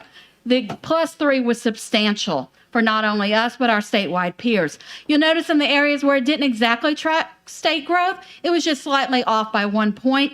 And the one area where there was no change, our statewide peers also had no change. The next question that we often get asked is, okay, well then how did each grade do and how did each subject do? If you recall 2 weeks ago, Ms. Collins asked that when we presented this data, we showed a 2019 pre-COVID to a current year comparison.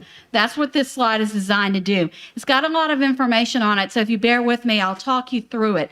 Starting at the top with that blue box, 36% of all tests at all grades, all subjects of ELA had 36% mastery and above.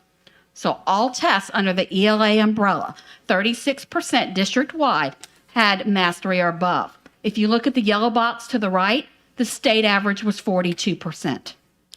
If you go to the bar graphs across the bottom, they're broken down by grade level for you.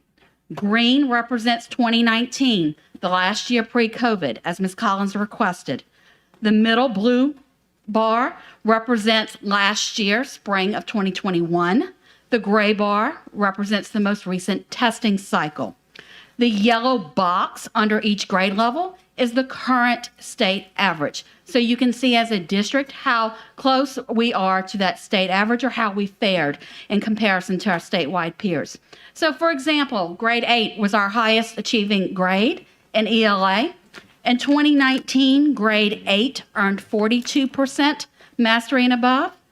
Last year, grade 8 dropped to 36%. And then this most recent cycle, it rebounded to 41%. Ms. Okonski, Yes, sir. I think, would it be okay if we get a question? Whatever your pleasure is. Okay. Thank you, Mr. Chapman. Do you want us to wait till the end, or do you want to jump in? Whatever you anytime? guys' pleasure is. Okay. Well, I feel like I'm having deja vu here, Ms. Okonski. Do you remember our test scores from the 2016 flood? I remember the flood well, Miss Bernard. Our kids were only out for a few weeks, but it was pretty broad. A lot of our kids were flooded, and they were in shelters, they were not in their homes, and faculty members were flooded and they weren't in their homes. Can you tell me how is that a relevant comparison here? It's really the only comparison we have, but while it's relevant, it's a unique comparison because there really is no comparison. But to your point, the year of the flood, if those of you who came with us to Bessie that year, you remember the quantitative and the qualitative data showed that about a third of our district had an impact on teaching and learning. And we got a waiver that year. That year we saw an average, and I don't have it in front of me, but it was between like 1 and 4 to 5 points, depending on the grade level and the subject. Some of our schools who were more heavily impacted saw double-digit losses. You guys were with us at Bessie. We looked at those individual schools, and that's how we got the waiver. But that was a third of the system. And so the 2/3 that weren't affected could support their brothers and sisters' schools and really helped for that rebound. COVID impacted 100%. 100% of students, 100% of families, 100% of teachers. So you see that while we saw a drop, just as we did in those years, it was more significant in the last year. But we see a rebound. Just like after the flood of 2016, it took us about 2 or 3 years where we got I'll use the water analogy and say our land legs back. In 2019, we finally felt like we were getting settled again. 2 years to recover from the flood? It's about 2 to 3, yeah. 2 to 3, okay. And then I know you probably read the peer-reviewed journals and all the education literature right now. I'm seeing a lot of things just as a school board member that I'm sure you see even more. Information about COVID learning loss being a national problem. And does it impact students with high poverty at a greater rate than average students or average districts? So can you tell me how that might extrapolate into our district? Because I'm very curious about those numbers as well. Sure. I mean, because I know everybody was affected. As you guys know, this is a national conversation. Yeah. And like I said, we really want to applaud the commitment of our staff of how they have persevered and kind of adopted a no excuses attitude to keep moving forward. But to your point, this district is 80% economically disadvantaged. If you recall, last year when school performance scores came out, the Louisiana Department of Education put out added data that showed if I was from a household of poverty, I lagged 3 to 4 percentile points beyond my peers on an average. Okay? And so we know that in Louisiana, the studies that were done by our own State Department of Education showed those lags and gaps with COVID loss. Thank you, Ms. Okonski. Okay. I appreciate it. And you answered my question fully, so I don't have anything else that you could need to send me later or anything like that. So thank you. Sure, thanks. Okay, so we're going to move to math, and the screen is set up the same way. In math, remember, that's where we saw our most gains, but district-wide, 23% of tests scored mastery and above, as compared to 30% overall of statewide peers. Again, the graphs are set up the same way by grade level, with green representing 2019, blue representing 2021, and the gray representing the most current spring testing cycle. The numbers in the yellow boxes beneath each grade level show the statewide current comparison for percent mastery and above. The charts over to your right, per Ms. Collins' request a few weeks ago, show not only the 1-year change or growth or rebound in those grade levels, but also the change from the pre-COVID to the post-COVID data. So to Ms. Bernard's point, when we saw the drops in 2016, 2017, we saw incremental gains in the years that follow. We saw 2 to 3 points good, healthy incremental gains in math this year. And so we look forward to continuing that progress and increasing it in the years to come, or even more gains next year. We feel confident that this trend will continue. We're going to move to science. The blue box at the top shows that 21% of science assessments district-wide scored mastery and above. The statewide comparison is 27%. Again, you see the charts per grade level. Green is 2019, blue is 2021, gray is 2022. The statewide averages are in yellow beneath. You can see that each grade, except for 2, grew in science, but again, it's that incremental growth that we're looking at. Social studies is where the district had no change and the state had no change. Currently, we sit at 21% of assessments district-wide earning mastery and above, while the state is at 25%. Again, you see the same pattern of grade level achievements for each grade over a 3-year span, and the statewide average is in yellow beneath. So we had another request 2 weeks ago. Mr. Howard asked that we break down subgroup data. And so this slide shows a snapshot of the major reportable subgroups district-wide. You'll notice that you see significant gaps between subgroups. The green bar represents the state average. The blue bar represents the district average. I would be remiss if I didn't say that the number 5 for English learners should have a less than sign in front of it. When Excel converts it to number, that we didn't carry that over. My apologies. We'll need to correct that on the online version. I caught that on a proofread this afternoon. But it is less than 5% for the English learner district average. While we see significant gaps, we wanted to point out some areas that caught our attention. For non-economically disadvantaged students, the district average equals our statewide peers.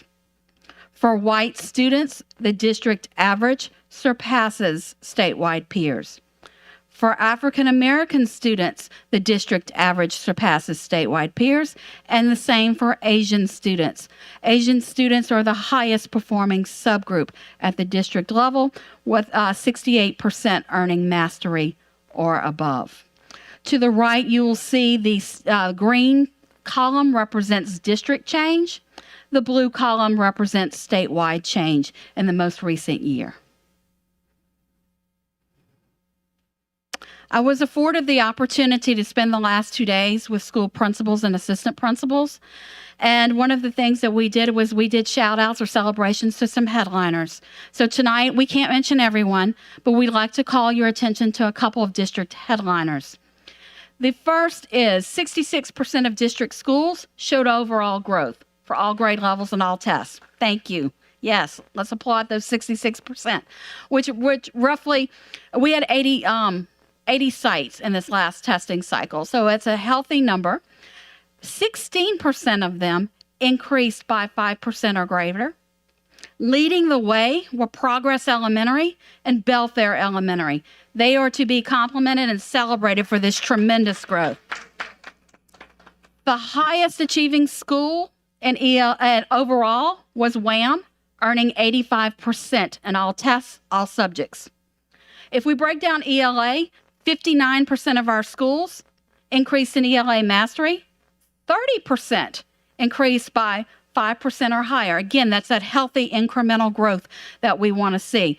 There's a theme here. Progress and Belfair made the top 3 list again. And joining them is Scotlandville Middle Magnet. In math, again, our greatest achievements were seen in math. 65% of district schools increased in math. Over 35% of them grew by 5% or greater. Belfair, again, makes the top 3, along with BR Flame and Brownfields. West Hill Heights Academic Magnet leads the district with 93% students earning mastery and above. In science, 63% of district schools increased in science mastery and above. 16% grew by 5% or greater. Our headliners here, I always love to see high schools get in the mix. Liberty Magnet at 23%. Baton Rouge Center for the Visual and Performing Arts at plus 11. And again, WHAM was a district leader in this category at 78%. Last but not least is social studies growth. Over half of our schools increased in social studies mastery and above. 21% increased by 5% or greater. Look at Progress Elementary, plus 24. It's outstanding. And then again, another high school making the top 3, Woodlawn High School with plus 12. Baton Rouge Magnet High School led all schools in social studies assessment with 81% scoring mastery and above. I was cognizant of time tonight, so we really wanted to give you a brief snapshot at this late hour. But for any of you or for those watching at home, we wanted to provide the link to the Louisiana Department of Education's data library, which is the source of the data that I pulled tonight. It includes district level, state level, school level reports by school, by subject, and by subgroup. For our viewing audience, the Louisiana School Finder allows you to search any school and compare it to its district, its state, or to one of its peers. So please visit that site because it's interactive for families. And last but not least, a shameless plug for our district scorecard. Ms. Jones and I and team and I would love for you to check out our online scorecard where we progress monitor the contributing factors to these LEAP results. And then, of course, you can always email our team and we'd be happy to help anyone dig through this data or provide you with additional information. Yes, sir. Thank you. A couple of questions. Sure. Mr. Blue, the board lit up.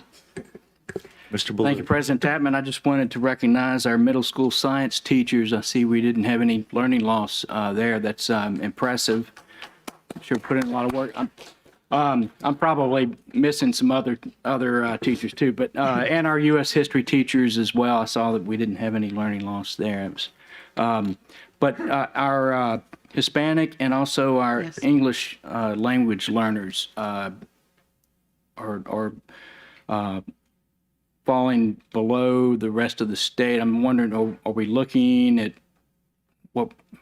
that closely, maybe comparing it to what some other districts are doing, or where we can improve there? Sure. I know Dr. Robinson and his academic team have a lot to share with you on that topic, but I will say that they invited our team in this summer to dig with them deeper into the data, not just LEAP data, but also we looked at ACT at the high school level by whole grade levels and subgroup. And so now that we have this new data, we will be revisiting that topic.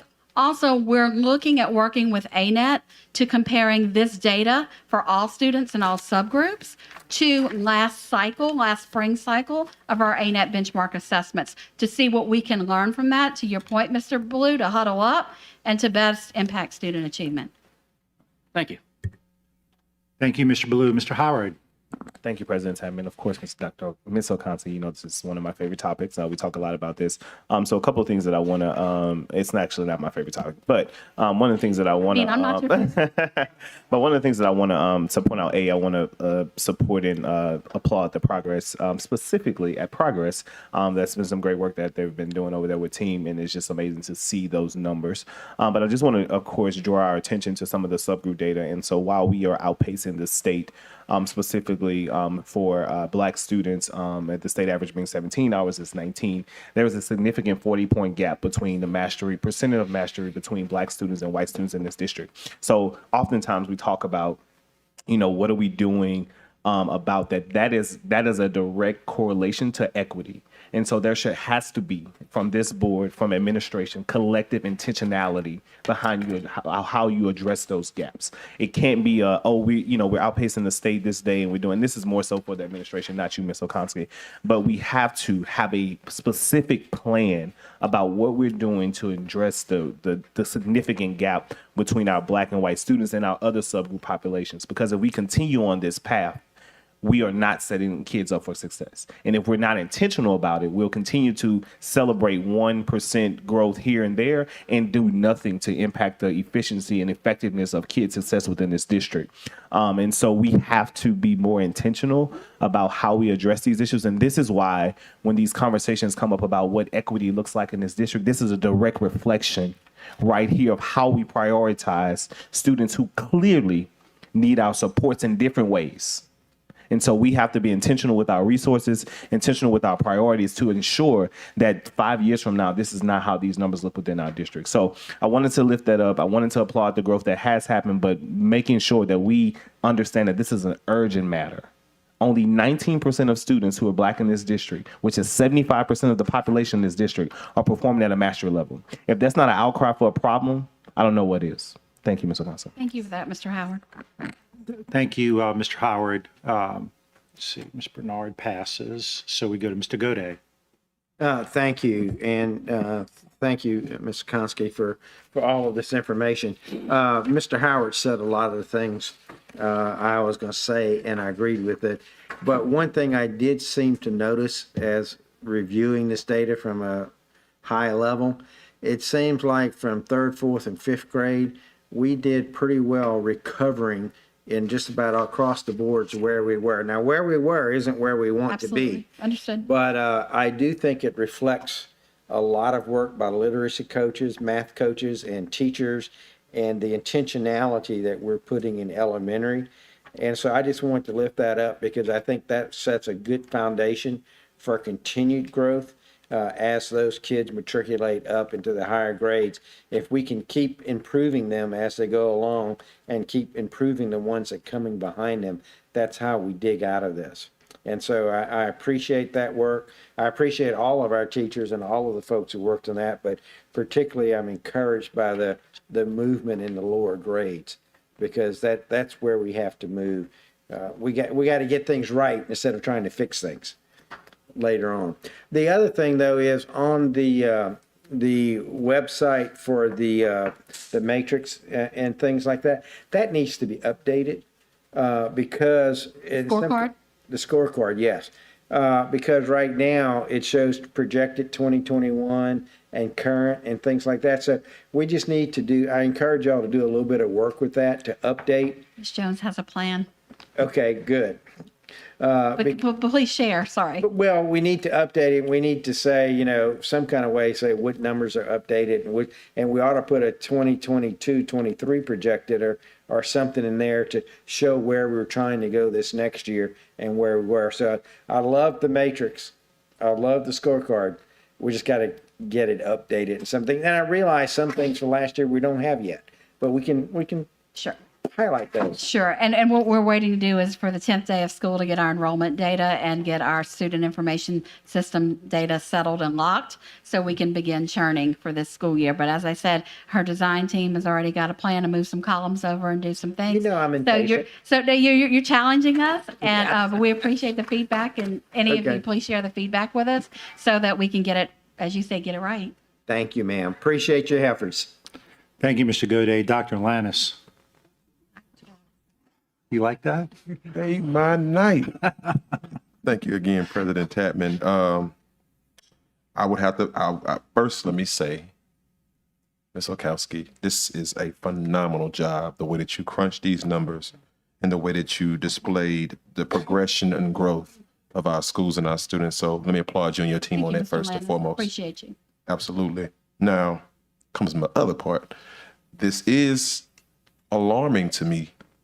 And I second what Board Member Howard said about the disparity gaps between white and black students. But I take it a step further because there are other key indicators that show we have an equity gap that truly needs to be addressed. Because when you look at economically disadvantaged growth versus non-economic disadvantaged students, rather, it is significantly higher.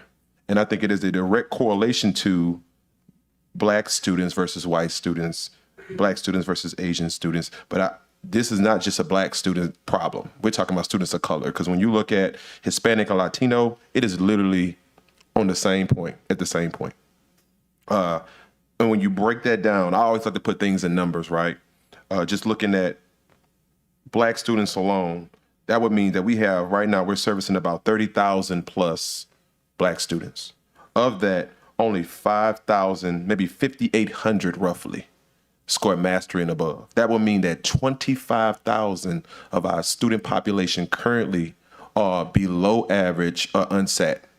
That does not sit well with me, and that's not a problem on you. That's not a problem on our board. That's not even a problem on our teachers.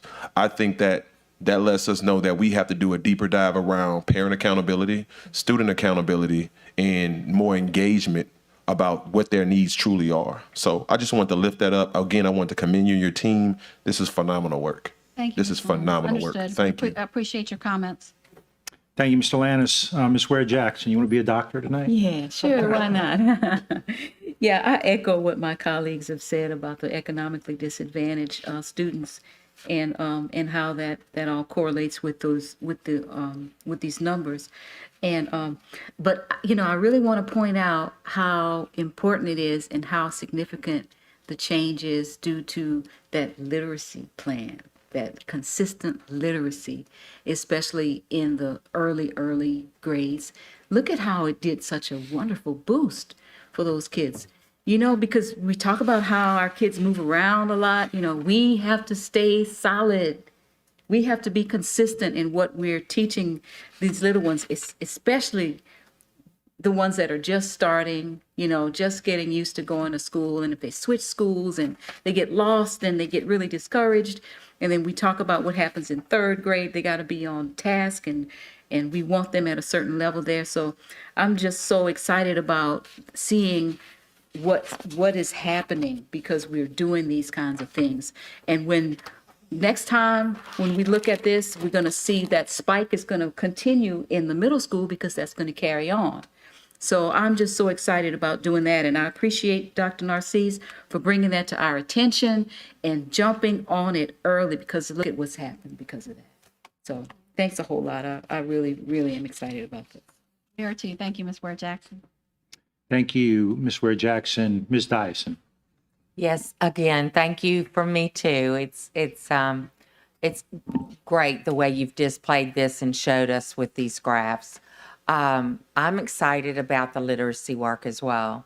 And I do believe that we finally have a team working on literacy and starting at the early ages and understanding sound and, the letter recognition early and those kinds of things. And I do know that when you've got homes with broader use of the language and more vocabulary being used in the homes, that is part of this. And the study research that I've done is that, it's that kind of exposure. So we need to be providing that exposure in our schools for children that may not have it in their homes. And I think we're going at this emphasis and priority that we've placed on literacy in our strategic plan is very, very important work that we're doing. And I'm real proud of it. So thank you for your hard work. And I know you had a team behind you helping you. I do. And I appreciate all of our school site staff and administrators who are working hard every single day. And we're going to see more growth. I feel let's get through this year with a lot of growth, and let's just keep on this literacy. Absolutely. Thank you. Thank you, Ms. Dyson, and thank you, Ms. Okonski. The board is clear. Thank you all. We move now to item I2, the HES presentation.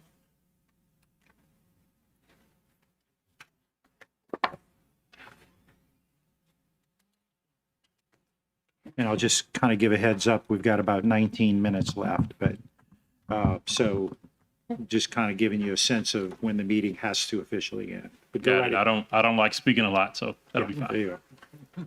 Good evening, ladies and gentlemen. I hope that all is well with you all. I'm Dominic Holman, the District Director for HES, as you may know. I'm here to talk about metrics a little bit.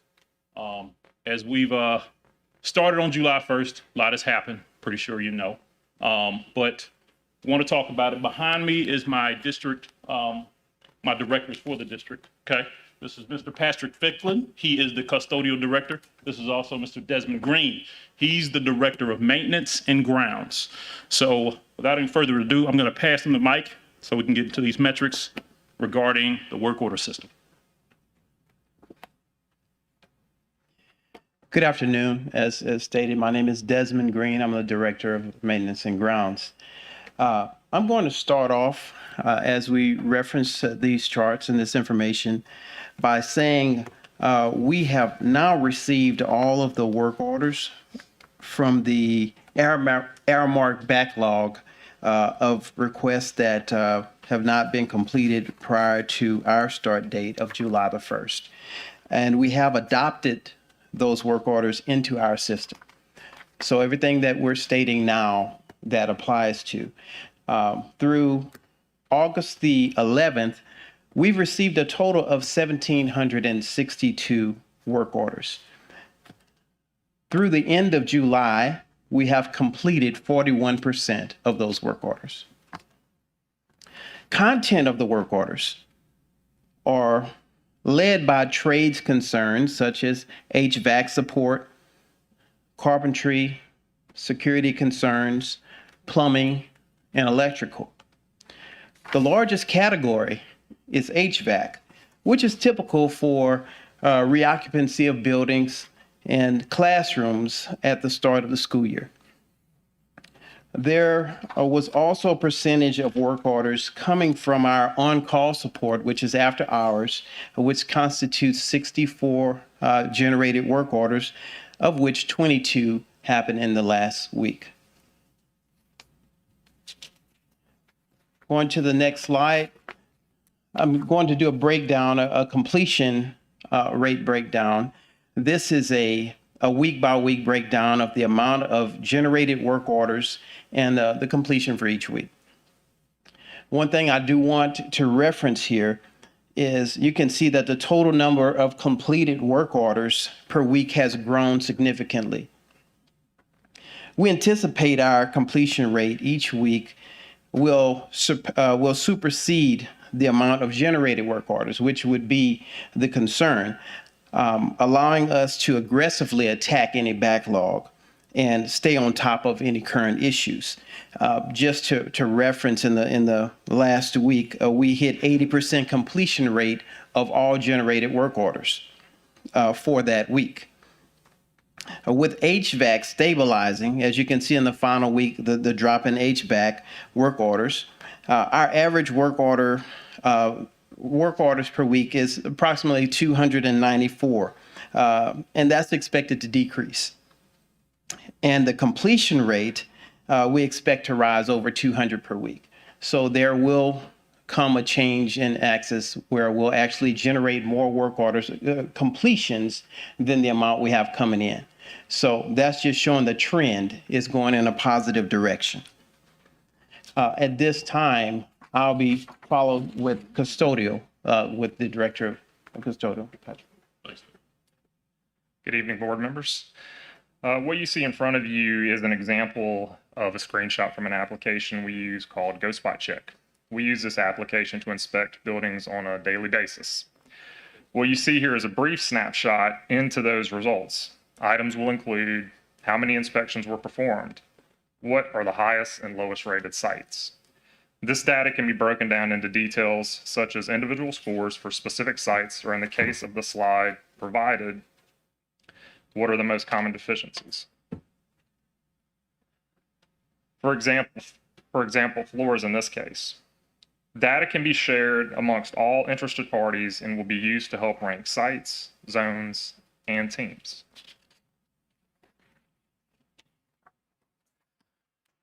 Custodial zone managers are scheduled 11 a.m. to 8 p.m. This schedule reflects our commitment to mentor and monitor vendors. KPIs, such as the results from the aforementioned Go Spot Check app, are used to create action plans. Zone managers are responsible for sending out scheduled invites to all principals and administrators. We also employ a scorecard system. These results will be shared in all future reports. Currently, we have a 96% staffed daytime team. The percentages of our evening teams staffed are located below. Regarding staffing needs, HES is partnering with all vendors to recruit and fill any vacancies quickly. In closing, a quick snapshot of how we arrived here. As of July 1st, when HES began services, the district stood at 36% ready for the start of school. Despite logistical challenges and supply chain issues such as availability of trucks, we nearly doubled that production in a little over a week. Over the next 3 weeks, we worked tirelessly to close the gap to ensure all classrooms would be ready for the start of school. This included working 30 plus 16-hour days and weekends to close the gap on the summer cleaning process. We will use and provide a strategic plan to complete any remaining floor work during holidays, breaks, and low demand days. We're happy to serve the students and staff of our district, and we look forward to a great school year. Thank you.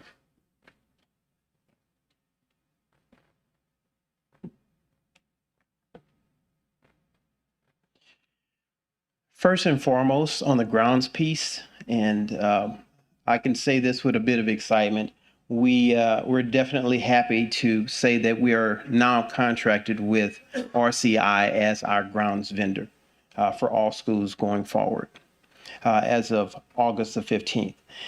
With that said, we can expect weekly cuts.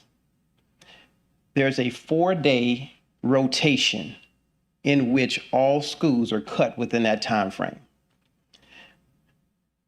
On this 4-day cycle, all standard cuts are happening, and on the 5th day, naturally any makeup. But every single week, you can expect a 4-day rotation of cuts, and the remaining allowing for any weather days or any delays. Doubling up is one of the key pieces that's going to happen based off of our previous vendor. As you know, some of the grass may have been higher than it should have been, as an understatement. So these are, first of all, cut to a certain level by the new vendor, which is going to generate a certain amount of clippings. And so a second cut is going to happen to make sure that those clippings are dissipated, which is actually going to create stabilization going forward so that we can maintain a well-manicured lawn for the schools. The next point I want to mention is we have a plan in place for the scrimmage games and the jamborees during a football season, and we've already made preparations for those and prepared the fields. In fact, all of the standard cutting fields are also being taken care of. We are currently on day 3 today of the 4-day cutting cycle, and we have completed 70% of the cuts for the week as of this meeting. So we can expect the remaining cuts to be completed by tomorrow. One thing I want to touch on is metrics just a little bit in terms of quality control for grounds. 2 key pieces. One is an EBR administrator will be someone who is going to be signing off on grounds completion for the site. We're expecting grounds to be able to say everything's ready, verify this paperwork, everything's good. And so we just want to get a little bit of engagement to make sure that no one from the school is looking at it and saying, hey, these grounds are incomplete. We want the feedback, and that is what's going to help us as a team to generate good metrics. Secondly, from a zone management perspective, what we're also doing is employing Go Spot Check for the grounds piece. And the requirement is going to be every zone manager go to every school twice a month to conduct ground inspections. With this said, I'll be followed. All righty. Thanks, y'all. Ladies and gentlemen, as we close, I just want to give a quick go over about the warehouse piece, more specifically the mail route, which was brought up last meeting. So all routes are functional. So we have 4 routes as the prior vendor did, and we have the trucks and the vans to support that. We also are adopting new schools as they come online swiftly, so they're able to get everything they need. With that being said, thank y'all so much for your time. I appreciate you. Thank you, Mr. Lannis. Thank you, President Tadman. Quick question. Would you say, in your opinion, the transition between you guys and Aaron Mark was smooth? And I want you to be honest. Before you answer that, let me say this. Go ahead. I only asked that because I've heard several stories from people saying a lot of the equipment was going outside of the school, so that could have led to a lot of the delays that we've been seeing. Because I went to several schools inside of my own district, and literally, and I can't even fault you all for this, but literally the trash that was on the football field from the year prior season had not been emptied. To me, that's just, it made no sense. So I say that to say, that's why I want to ask you that question. Well, we were met with challenges, of course. I won't. Are you running for office? No, I'm just kidding. we were certainly met with challenges, but our job isn't to look at those challenges. Our job is to do something about it, to protect the kids and make sure they have a safe environment to go to on a daily basis. Monique and her team did a fantastic job, a thorough job negotiating the contract. All right, took a little longer than expected.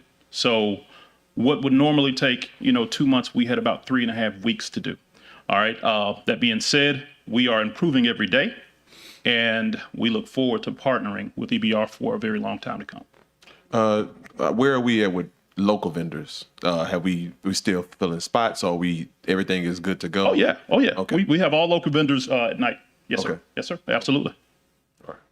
I have some other questions, but I can ask those offline. You're good. Thank you. Thank you. For this time. But thank you, Mr. Lannis. And we're somebody referred to the issue. We're going to have a lot of people visiting our schools and our fields, and so we want to really make a good impression, and it's an opportunity for you all to make a really good impression. Absolutely. This is why we made the change so quickly. We're very excited for the teams to come on in, or ESPN or whoever. Yes, go. All righty. Well, yeah, we know where they'll be. We know where to go to see them, right? All right. But we appreciate it. Thank you for the update. Appreciate it. But thank all of you all. It's 8:54, and I guess the last item is the redistricting report, and I guess that goes to you or whatever. I covered it in an earlier item. I had nothing new to report. Yeah, you do. I do. Just okay. we missed the federal. Yeah, so we had an update this week in the federal case. The judge and the judges in that matter decided to, in compliance with the law, not interfere with the election and not render a decision regarding the election process. So the federal case has been put to rest, and so now we're just waiting to hear from the First Circuit Court of Appeals on the trial court issue.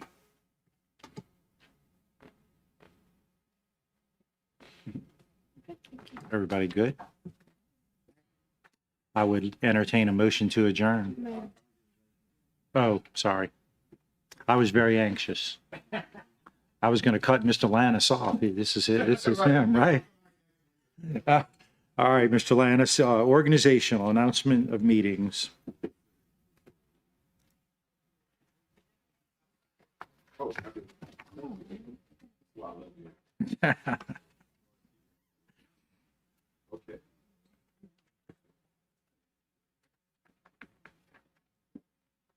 Okay, organizational items. This is item J, announcement of meetings. The board workshop will be held September 1st, 2022 at 5 p.m. at the Central Office Boardroom. A committee of the whole will be held on September 8, 2022 at 5 p.m. at the Central Office Boardroom. The regular meeting will be held on September 15, 2022 at 5 p.m. at the Central Office Boardroom. Thank you, Mr. Lannis. Do I have a motion to adjourn? Moved and seconded. Thank you all.